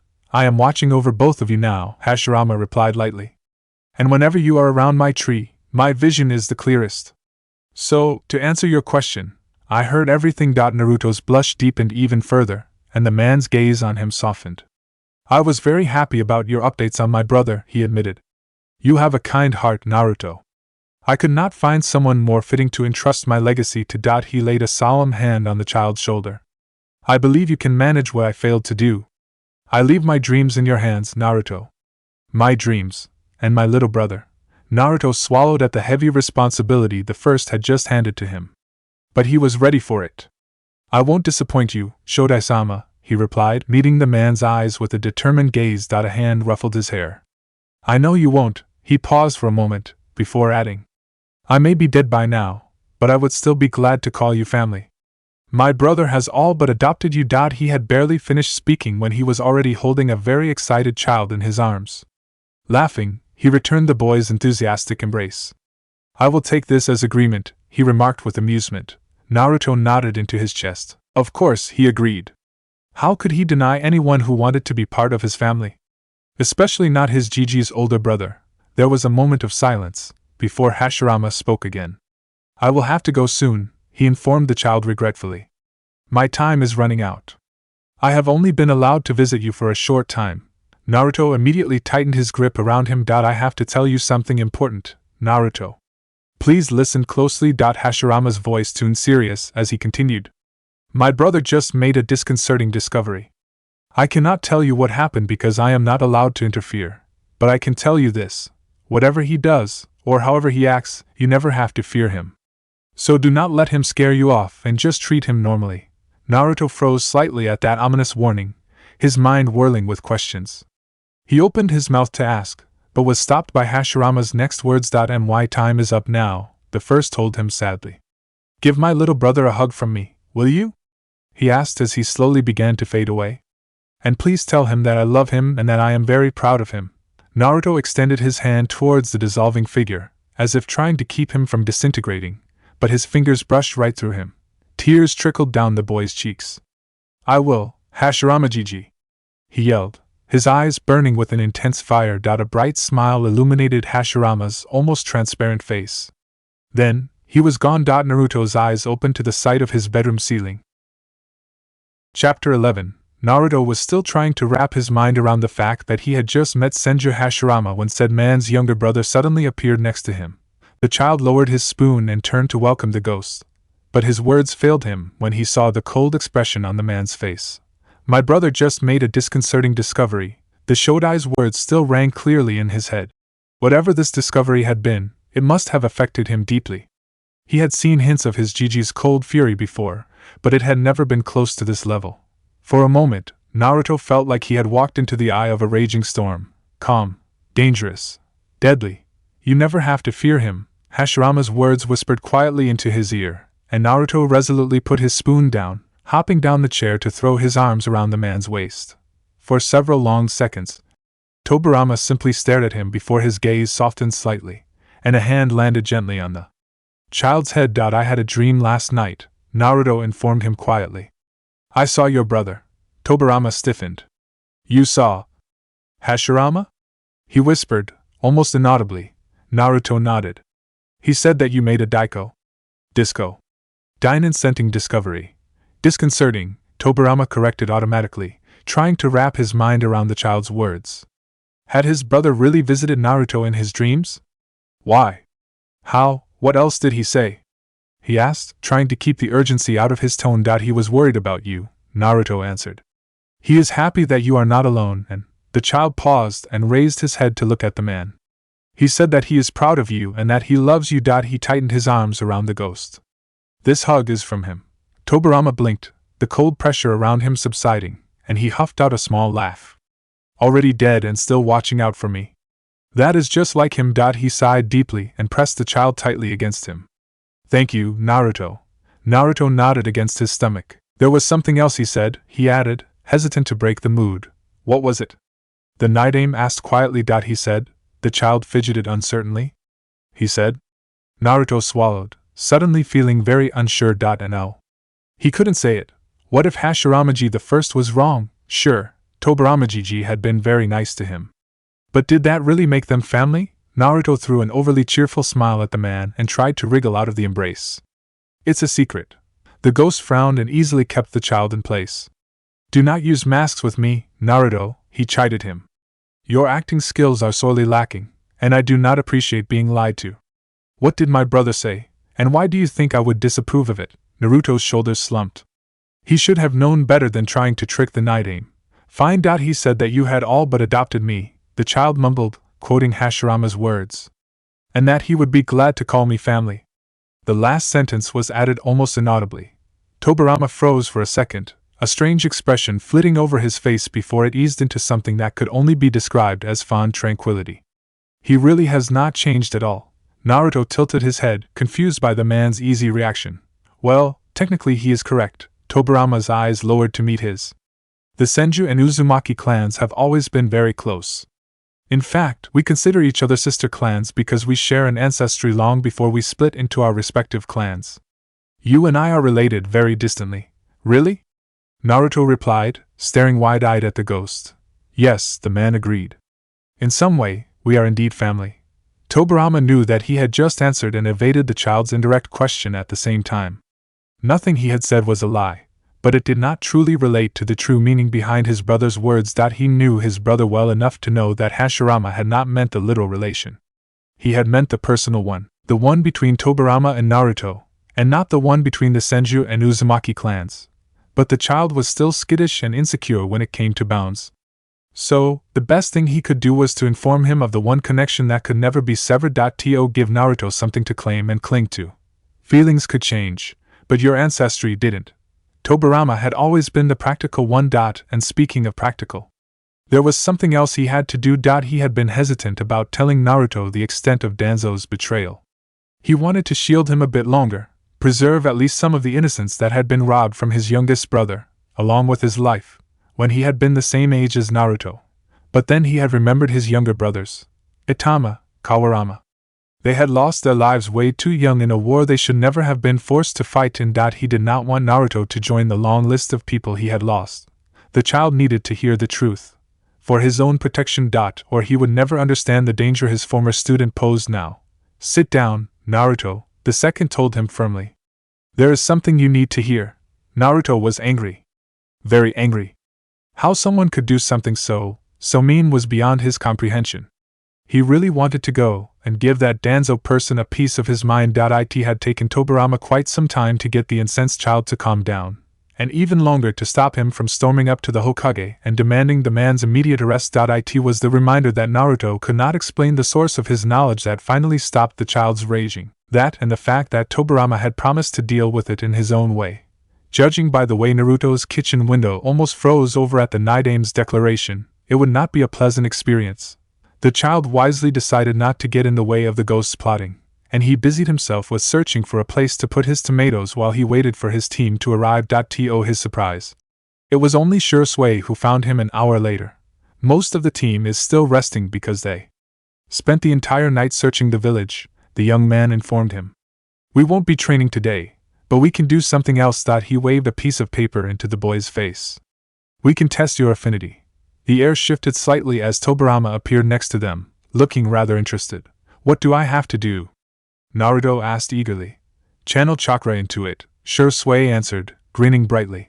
Naruto happily took the offered paper and called upon his chakra. For a moment, nothing happened. 3 pairs of eyes watched incredulously as the paper damped and clumps of wet earth dropped to the ground. I don't believe it, Shui muttered quietly. Tobirama felt a sudden sense of déjà vu when he saw the paper react the exact way his brothers had a lifetime ago. Water and earth. Of equal strength. This will remain a secret, Shui told Naruto once he had calmed himself down. You cannot tell anybody about this. He is correct, Tobirama agreed immediately. This is another one of those dangerous secrets I have told you about. Especially with someone like Danzo around. His face darkened. If someone asks, your affinity is water. Do not let anyone know that you might have the ability to develop a bloodline limit. Naruto nodded, dumbfounded. Okay, Shui rose his eyebrows. You are not asking why? I don't need to, Naruto answered resolutely, meeting Shui's gaze with a serious one of his own. I know why. His friend laughed in amused surprise and leaned forward to ruffle his hair. You really keep surprising me, kid. Let's keep this a secret between the two of us, okay? He winked out. He received his answer in the form of a very tight hug courtesy of an extremely happy child. Shui easily returned his hug. You are welcome, Naruto. Now let's go and bug Itachi, shall we? Tobirama's esteem for the Uchiha was raising quickly. To promise to keep a secret like this from even the Hokage. He was torn between being grateful for his discretion and being appalled at his lack of dutifulness. If someone had kept a secret like that from him, he would have been very displeased. But then again, he was not really Hokage anymore, was he? He was Senju Tobirama now, and while he still desired to protect the village, his current duty was now far more direct. It was to guide and shield Uzumaki Naruto, his brother's legacy, And if he had anything to say about it, the future Hokage of Konoha, Uchiha Itachi, had been lucky. His unit had not been among the ones called to investigate the chakra disturbance. The Uchiha suspected that it was because of his clan affiliation and the close proximity of the incident to the clan compound. Shursui had not been called in either, even though his team had been running around the entire day and night. Neither his father nor the Uchiha elders had been very pleased about being excluded from that particular investigation. Unwilling to listen to their complaints, it was hardly his fault. He had been excluded, he had excused himself to go training. It was an excuse that always worked well with them. Nobody wanted to stop him from furthering his abilities and bringing honor to the clan. Thankfully, Sasuke was still in the academy, and Itachi was silently relieved that his little brother had not been forced to listen to this. He wanted him to grow up happily.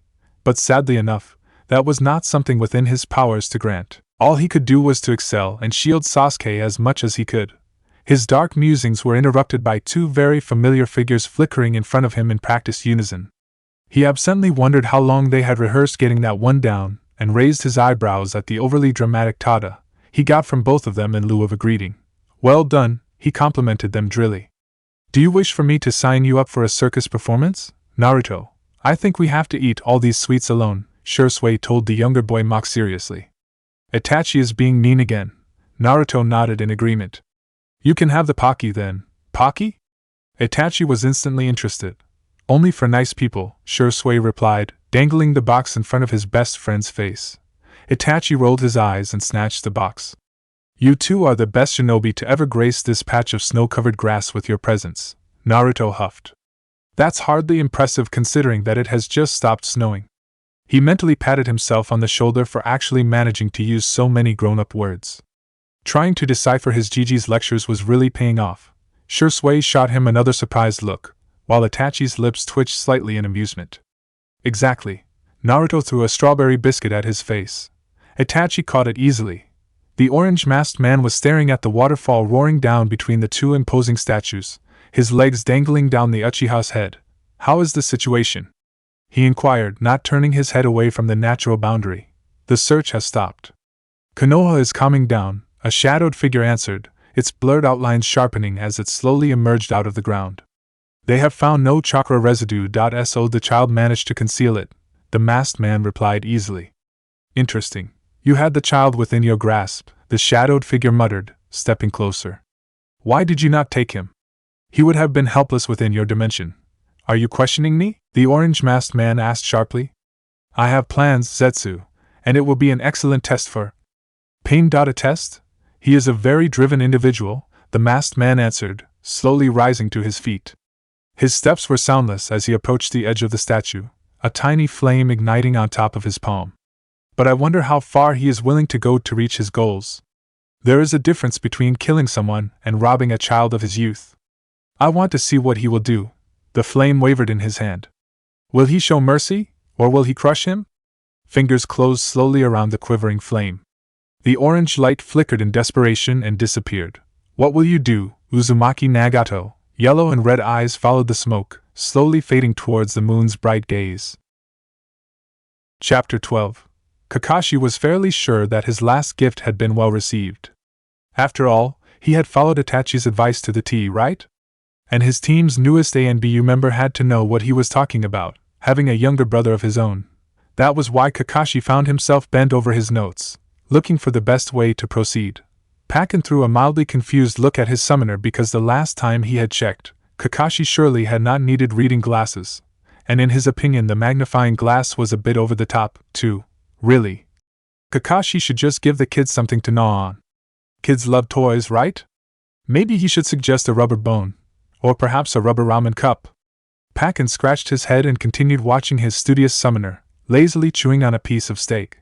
Tobirama watched as the young boy dodged under Parrot's strike, only to jump out of the way of Badger's shuriken. The two men were tag-teaming the child, engaging him at a pace so quickly, Naruto had barely time to think. The Night Aim carefully catalogued each of the boy's movements, storing it away for future evaluation. He was rather satisfied with what he was seeing so far. Naruto was getting more flexible, and his reaction speed had improved immensely. But it was still not enough to hold up against the threat. Tobirama could feel slowly creeping closer. He would have to thoroughly speed up Naruto's training, and there was only one way to do it. Tobirama waited until Badger had pinned the child down, effectively ending their sparring match, and today's training, before he signed for Naruto to follow him towards the ledge.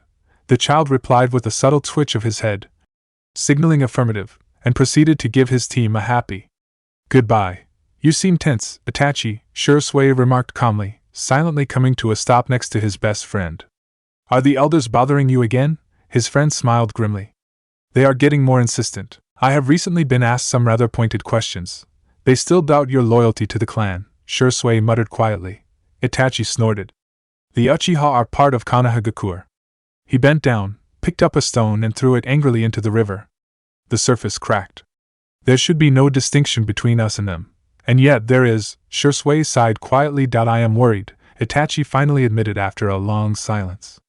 If they truly go through with that, they won't, Shursui replied firmly.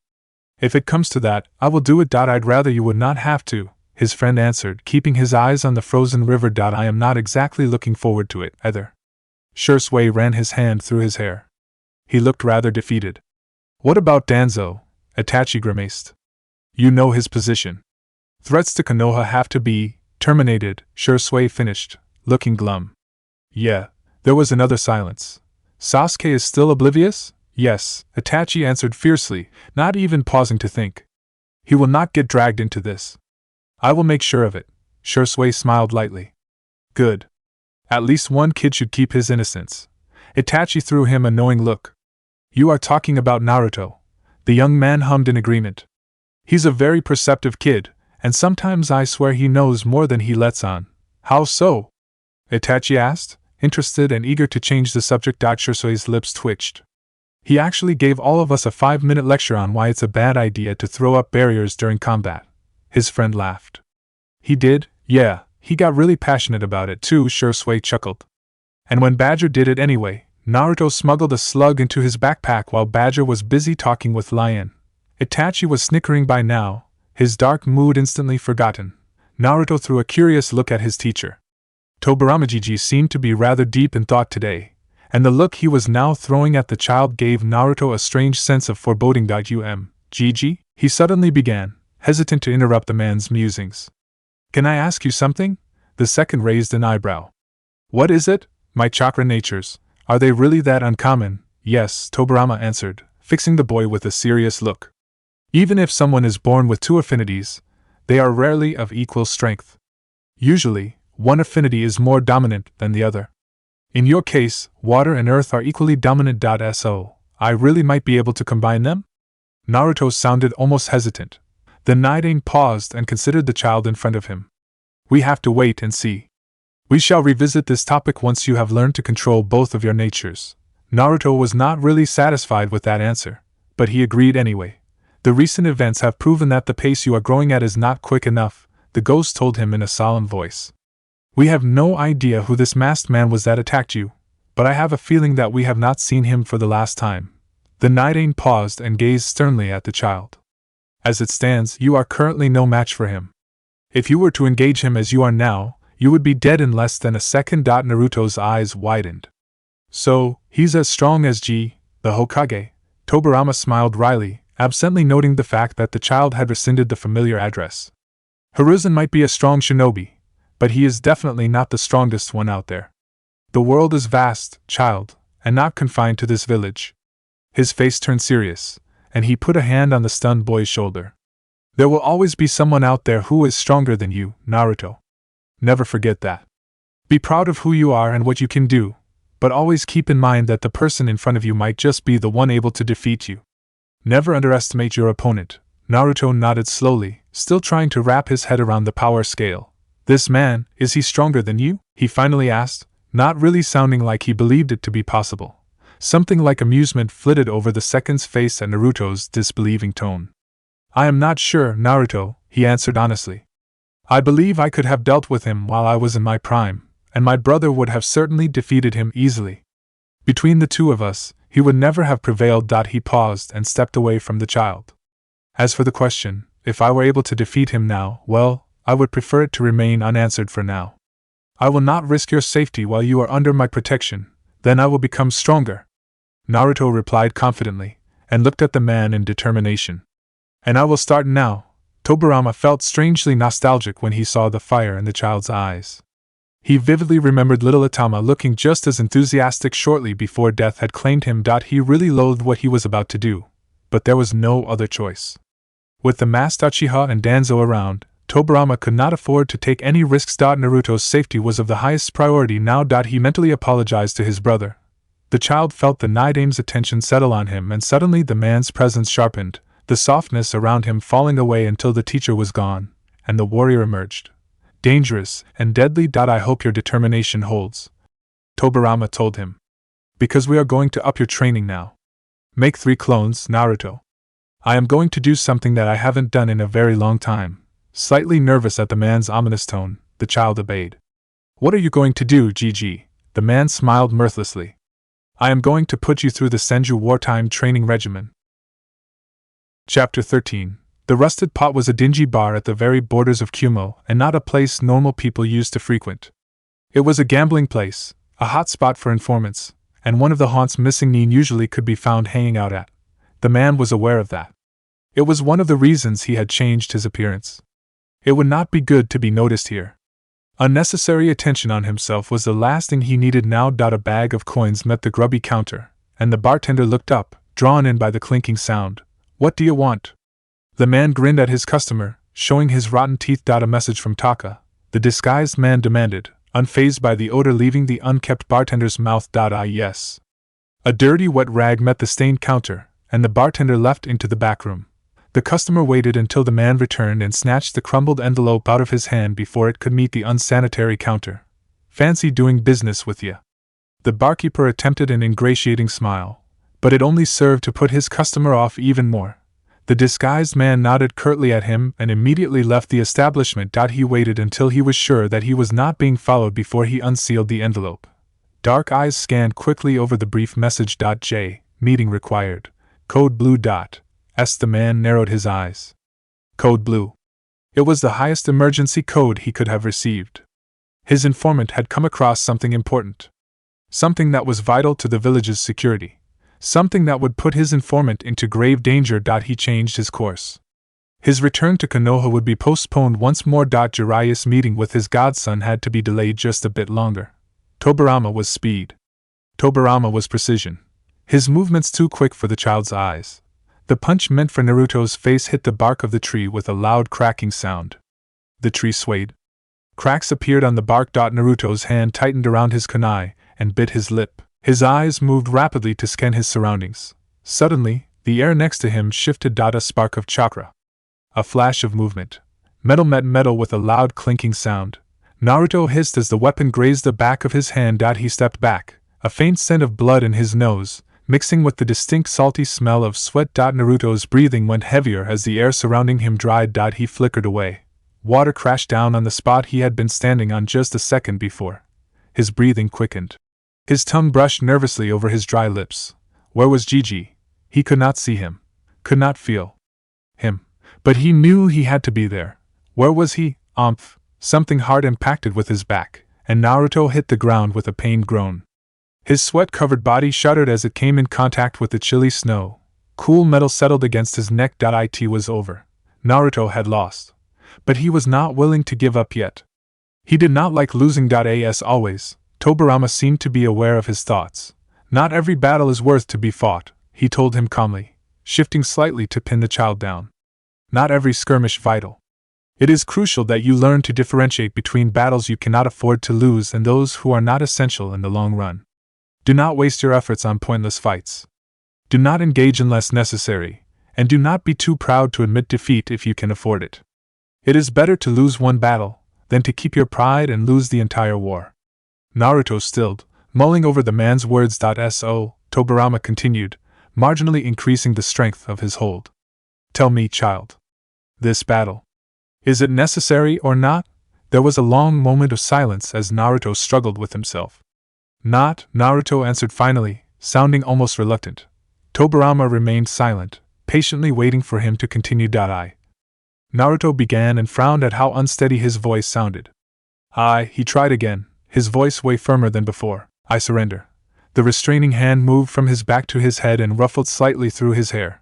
Good, his teacher answered, raising to his feet. Naruto pushed himself into an upright position and smiled almost shyly at the ghost. The Nidame's expression softened for a moment before the stern look returned to his eyes and he was all business again.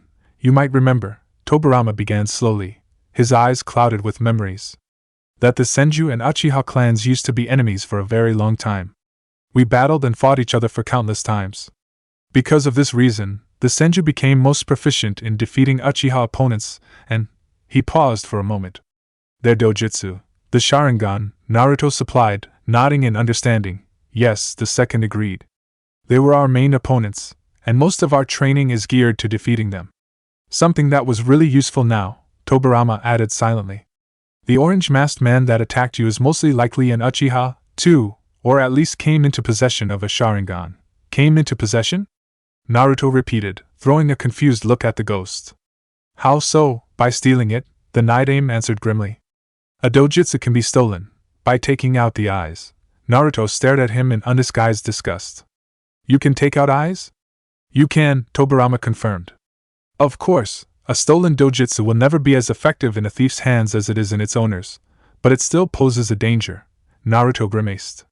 That's gross. Tobirama's lips twitched slightly, and he returned to the matter at hand. Obviously, the best way to defeat a Sharingan user is to avoid looking into their eyes. If they cannot meet your gaze, they cannot cast a genjutsu on you. That sounded logical. Our next exercise will train your speed, your reaction time, and your ability to fight without your sight. Make 2 clones. Almost immediately, 3 children looked at him in anticipation. Seeing the look in their eyes, Tobirama was once again painfully reminded of how young Naruto was. He did not allow himself to dwell on it, just like he had never allowed himself to actively remember his younger brother's ages while he was training them. Blindfold your original with his headband, he ordered one of the clones sharply. The clone obeyed. Good, you will attack Naruto now. Naruto, defend yourself, or at least try to dodge his attacks. Listen to your surroundings like your team has taught you and extend your senses the same way you do it before you go to sleep. Naruto nodded. Okay, get started. The first Naruto clone led his original a bit further away and moments later both of them were engaged in a very one-sided spar. Tobirama looked at the remaining clone. You will work on your water affinity. I am going to show you a simple control exercise. Watch closely because I have only enough chakra left to show it once. This evening, Naruto fell into bed completely exhausted, only to have his Gigi shoo him out again for dinner and a bath. Groaning slightly, the boy forced himself to stand up again, grumbling half-heartedly about slave drivers. Tobirama amicably inquired if Naruto wanted to take a nice evening jog. The child cheerfully declined and made extra sure to eat all the vegetables. The tension hung heavily over the room. Shui felt suffocated under the judging looks of the clan's elders and the impassive expression on his clan head's face. There was a very long moment of silence, and Shui detested their tendency to play mind games. They were obsessed with showing their so-called power, even though many of them were way weaker than the current Uchiha on active service. But despite his outgoing attitude, Shui was not an easily impressed or cowed man. He was sure of himself and trusted in his abilities. He knew what he could and couldn't do. Therefore, he simply waited patiently, or at least outwardly patient, until one elder deigned himself to speak. It was the second eldest in the room that finally voiced the reason for this meeting. Shui. Your reports on Itachi have been rather lacking in detail lately. The young man bowed slightly in the direction of the clan elder. There is not much to tell, Shui answered carefully. I have seen little of him for the last few weeks. Now that Itachi has been promoted to ANBU captain and is leading his own team, he is obligated to spend most of his time with them, doing his best to forge them into a unit. Not to mention the additional number of missions he had been sent to complete in order to make him gain more experience. The elder sniffed. He is still an Uchiha. He should be there for his clan. Perhaps, Shui replied. But the Uchiha are still officially part of Konoha. Itachi cannot disobey the Hokage's orders. Open defiance will not help us now. Shui is correct, an old woman agreed. We cannot make any obvious moves now, or we will risk being discovered. She turned towards Shui. Continue keeping your eye on him. Report everything. No matter how trivial. Shui inclined his head. I will. You can go. The young man bowed again and left the room, exhaling in relief when the door closed behind him. He had managed to buy some time. They would live to see another day. Smiling bitterly to himself, Shui left to find Itachi. Naruto threw a worried look at Al. Somehow his friend did not seem to be his usual energetic self today. In fact, he appeared to be rather distracted. Or more precisely, he looked worried. The child used the time during their training break to flop down next to him and scooted closer to the man's side until their arms were touching. For a moment, Naruto pondered about what he should say. "Are you okay?" Felt wrong because Owl was apparently not okay at all. He worried needlessly because Owl was the first to speak up. "Say, Hair, what would you do when you were faced with a difficult decision? A decision that will have a huge impact on many people? A difficult decision?" Naruto frowned. Well, of course he'd ask Tobirama Gigi for help. He was good at thinking things through. Ask Gigi what he thinks about it, Naruto answered honestly. The Hokage HM. Owl hummed thoughtfully. And if he can't help you, I'd ask you, the child replied immediately, not correcting his friend's wrong assumption. He was technically correct, after all. The owl mask quickly turned in his direction. Me? He repeated incredulously. Why? Because you are my friend. It was said in such a matter-of-fact and certain way that Owl could not help but laugh happily. Indeed I am, he agreed, sounding way more like his usual self. And I am yours, Naruto added, just to make things clear. So, whatever it is, I'd help you, too. Owl brought his hand up to ruffle his hair. You are a good kid. Can you do me a favor? Naruto nodded. What is it? Can you help me with looking after Itachi? Owl sounded like he had come to a decision. He has way too many responsibilities for a 13-year-old, and nobody to share them with. There is an insane amount of pressure on him, and he really could do with another close friend. There was no need to ask for something like that. Naruto was more than happy to follow his wish. Sure, he declared. I'll help you look after him. Let's go and get him some dango later. He loves that, right? Owl laughed and pulled his mask down to meet the child's eyes. Yes, he does. Thank you. Naruto pushed his own one up and grinned. Sure, sway, Owl, hair.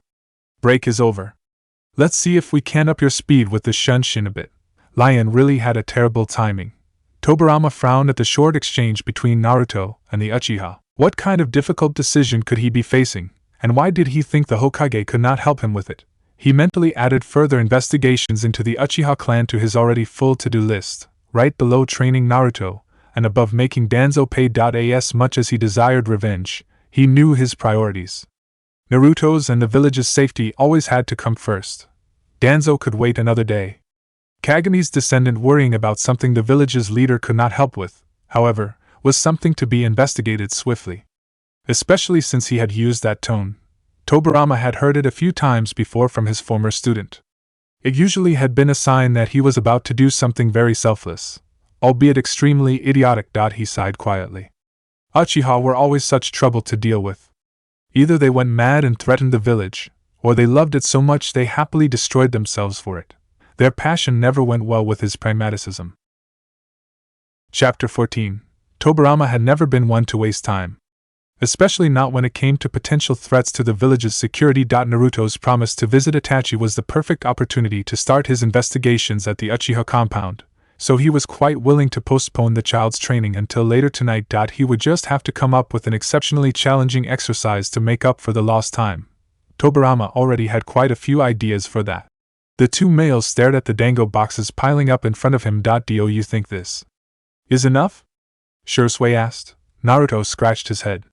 I am not sure. 2 more to be safe, okay. Shursui smiled at the stall owner. We are taking 2 more. Wordlessly, the stall owner placed the requested order on the dangerously high pile. That should suffice, Shursui decided, and leaned past the dango mountain to pay the owner. Thanks for your patronage, the man told him, and watched as the 2 friends shared the load between them. Enjoy your meal, thanks. Both Naruto and Shursui answered in unison and walked off, ignoring the stares passers-by were sending their way. Behind them, Tobirama shook his head. Children and their sweets. When Uchiha Itachi rounded the corner, he was greeted by 2 mountains of walking dango boxes. At least it looked that way. Besides the legs and the hands carrying the boxes, no body part was visible at all. Then one of the dango mountains began to speak, and Itachi immediately recognized the familiar voice. Itachi. We brought some sweets. Itachi made a mental note to get Shursui a dictionary for his next birthday, with a nice earmark on the page containing the definition of some. Do you think it's enough? That was Naruto. He was getting a dictionary explaining the word moderation. 2. If you intended to feed an entire army. I believe it is, Itachi confirmed. Naruto huffed. We just wanted to bring you a nice gift. Itachi smiled gently and leaned forward to ruffle the boy's hair. Thank you, Naruto. I truly appreciate it. But I think it might be more convenient if we put the dango into a storage scroll. They would be easier to carry this way. Behind him, Shisui groaned. I've completely forgotten about that, Itachi smirked. I realized that. Well, it's good I have this then. Right? He waved a scroll in front of Shisui's face. Naruto was feeling rather uncomfortable. He could feel the stares of several people burning into his back. He did not know why, but he had the distinct impression that they seemed to have a problem with the three of them being together. Naruto glanced at Shisui. The young man's smile was rather strained. Itachi looked slightly tense too. Naruto did not like this at all. He just wanted to spend some time with his friends. But at this rate they would not enjoy it. Naruto bit his lip and threw a questioning look at Tobirama. Tobirama could feel the tension too. Could feel the agitated chakra saturating the air. He knew that something had been simmering inside Konoha. A slow brewing unrest. The ghost had the distinct impression that they were quickly spiraling towards an abyss. Something was going to happen soon. He had to find out how to prevent the worst. But for now, he needed Naruto and his friends somewhere safe, or he would not feel at ease leaving them alone. Follow me, he told Naruto. I know a place where the three of you can meet in peace. Naruto turned towards his companions. There is something I want to show you. Itachi raised an eyebrow. What is it? Naruto grinned. It's a surprise. Come. I promise you will like it. We won't be bothered there. The two Uchiha exchanged a silent look over his head. Shisui nodded inconspicuously, and Itachi inclined his head in response. Okay. Lead the way. Shisui patted him heartily on his back. Naruto nearly doubled over. Oops. Itachi threw his best friend an unimpressed look. Naruto quickly trailed after the ghost, not questioning him when he led them closer to the town's outskirts. Itachi and Shisui occasionally traded curious glances behind him, but never questioned their destination, content to follow him in silence. Naruto smiled at the unmistakable show of trust. Tobirama finally stopped in front of a rundown wooden shed. This is the entrance to one of the storage units used during the Second War, he informed Naruto calmly. It is not in use anymore and has most likely been forgotten over time. There should be a sealed entrance in there. So, why are we looking at a shed? Shisui asked, coming to a stop behind him. It's quite nice, I guess, but not what I expected. It is almost falling apart. Itachi commented drily. Do you really consider that nice? Hey, I never said I wanted to move in, Shisui shot back. Please do. Then I would be spared from your eccentrics.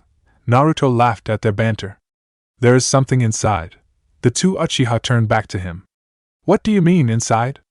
Itachi inquired. There was now a serious quality to his voice. A sealed entrance, Naruto answered. I think it might be one of the former storage units used during the Second War.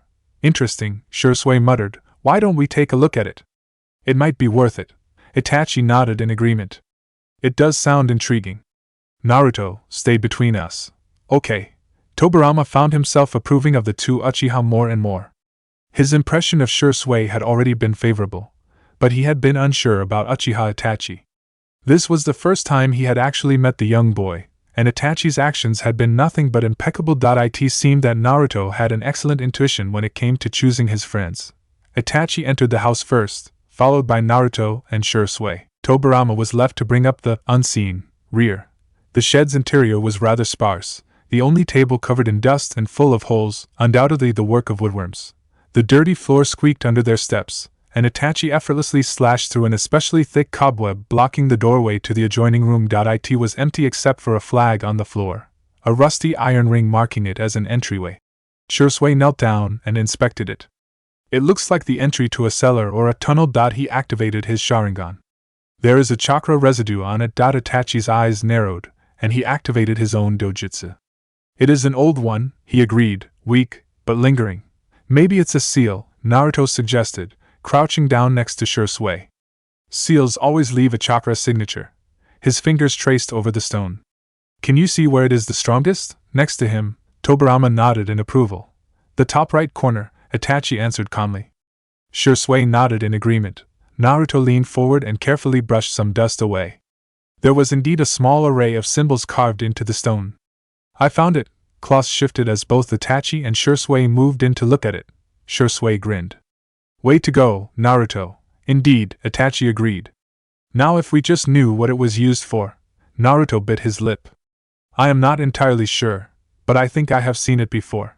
His two companions looked at him. He mentally went through the different seals Tobirama had told him to memorize. The middle one looked like a simple locking seal. The one to its left was clearly a balancer meant to stabilize two opposing seals. The one to its right was a complementary, further enhancing the main intention behind the array. There was a memory niggling in the back of his mind. Then his eyes lit up. Of course! How could he have forgotten that? It's a Raku array. Tobirama ruffled his hair. Well done. Naruto practically glowed at his words. It was very rare for the ghost to praise him like that. Usually it was just acceptable, or passable, but well done. That was high praise, and Naruto reveled in it even more. Shursui blinked. A what? A Raku array, Naruto repeated. It's a barrier that stops people from entering places if they don't have the key. If they try to force it, they get thrown back by a shock wave. It's strong, but easy to get past because the key is universal. They had not covered that part yet, though. I will guide you through it, Tobirama told him calmly. We will find a way to cover up for your knowledge about this later, if necessary. Are you saying you can disable the seal? Shursui asked incredulously. I can, Naruto agreed and rummaged through his pockets until he had found a piece of crayon. Look, start by drawing a vertical line right below the main seal, the ghost instructed him. Good. Now add another one at 30 degrees, no, a bit higher, yes. Now we need a complementary at the conjunction. About 5 minutes later, Naruto finally put down the crayon. There. That's it, he told his two companions cheerfully. The two Uchiha stared at the strangely geometric shape. This is supposed to work? Shursui asked skeptically. Is it safe to use? Itachi asked, throwing a sharp look at Naruto. No mistakes? Yes, Naruto answered resolutely, evenly meeting the teen's gaze. It is completely safe. Itachi nodded. Then activate it. The two Uchiha watched pensively as Naruto channeled his chakra into the seal. For a moment, nothing happened. Suddenly, the locking array started to glow, and the carvings smudged out, until they were nothing but blurred carved lines on the stone. Itachi activated his Sharingan. The residue is gone, he informed them. Only Naruto's chakra is left. Shursui nodded. Good. They exchanged another profound look. Well, Shursui grinned at them. Now that Naruto's mysterious sealing skills have saved the day, he winked at an innocent-looking Naruto. Why don't we take a look at what's inside? Maybe it's more dango. Or ramen. Naruto added. I would really love to stumble across a secret stack of miso ramen right now. Itachi rolled his eyes. I believe any edibles that might be down there are way past their expiration dates. Fine. Shursui, open it. Yes, Taicho, Shursui answered mock seriously. He grabbed the iron ring and yanked. The first thing they saw was the jagged stairway that looked like it had been carved out of stone. Well, that looks really inviting, Shursui commented. Tobirama walked past them. I will go down first to make sure it is safe. I do not wish to take any risks. He sunk down. Itachi narrowed his eyes. Shursui, do you still have your torch? Shursui took out the requested item. I am going first. I will bring up the rear then, Itachi agreed. They watched as Shursui slowly walked down the narrow stairs. Why did you switch positions? Naruto asked the only remaining Uchiha. We do not know whether we are entering a narrow space or not, Itachi answered calmly, and Shursui's dojutsu is further evolved than mine. His sight will be clearer. He's going first in case you can't swap positions, Naruto concluded. Itachi smiled slightly. Exactly. Nodding in understanding, Naruto followed his older friend. Their precaution paid off. The flag had indeed been the entrance to a tunnel. Naruto did not know how long they had been following the darkened path, but it felt like an eternity. Suddenly, Shursui moved. A grunt pierced the air, followed by a loud thumping sound as something heavy met the floor. A body. You can come, Shursui's voice called. It's clear. Naruto did not lose any time storming in. Itachi trailing closely behind him. 3 pairs of eyes settled on the unconscious form sprawled out on the floor. Is that an ANBU? Naruto asked. Why-I-no, he is not, Shursui answered grimly and bent down to turn the man over. Naruto inhaled sharply as he saw the mask on the man's face. That's Parrot's mask. You knocked him out, did I really? Look closely, Shursui urged him. Look at his stature. His shoulders are too broad. He is too burly to be Parrot. Naruto stared at the unconscious man, and he could see what Shursui meant. This was not Parrot. Parrot was slimmer. But who was he then, who would dare to impersonate an ANBU member? Root. Itachi's voice was cold. Root. Naruto repeated, looking between his two friends. There was a moment of silence as the two Uchiha seemed to hold a silent conversation. An underground organization founded by Shimura Danzo, Shursui replied finally. They claim to act for the good of the village, but some of their actions have been rather questionable. The shinobi belonging to Root are loyal to him alone. Naruto froze. Danzo. There was that name again. His Gigi would be very interested in that. The question is, Itachi continued, looking at the downed Root agent. What was he doing inside an empty room? Was he guarding something? And how did he get inside? There has to be a second way to reach this place. That's 3 questions, Shursui pointed out helpfully. But you are right. His presence here must have a reason. We will just have to find out what it is. Indeed,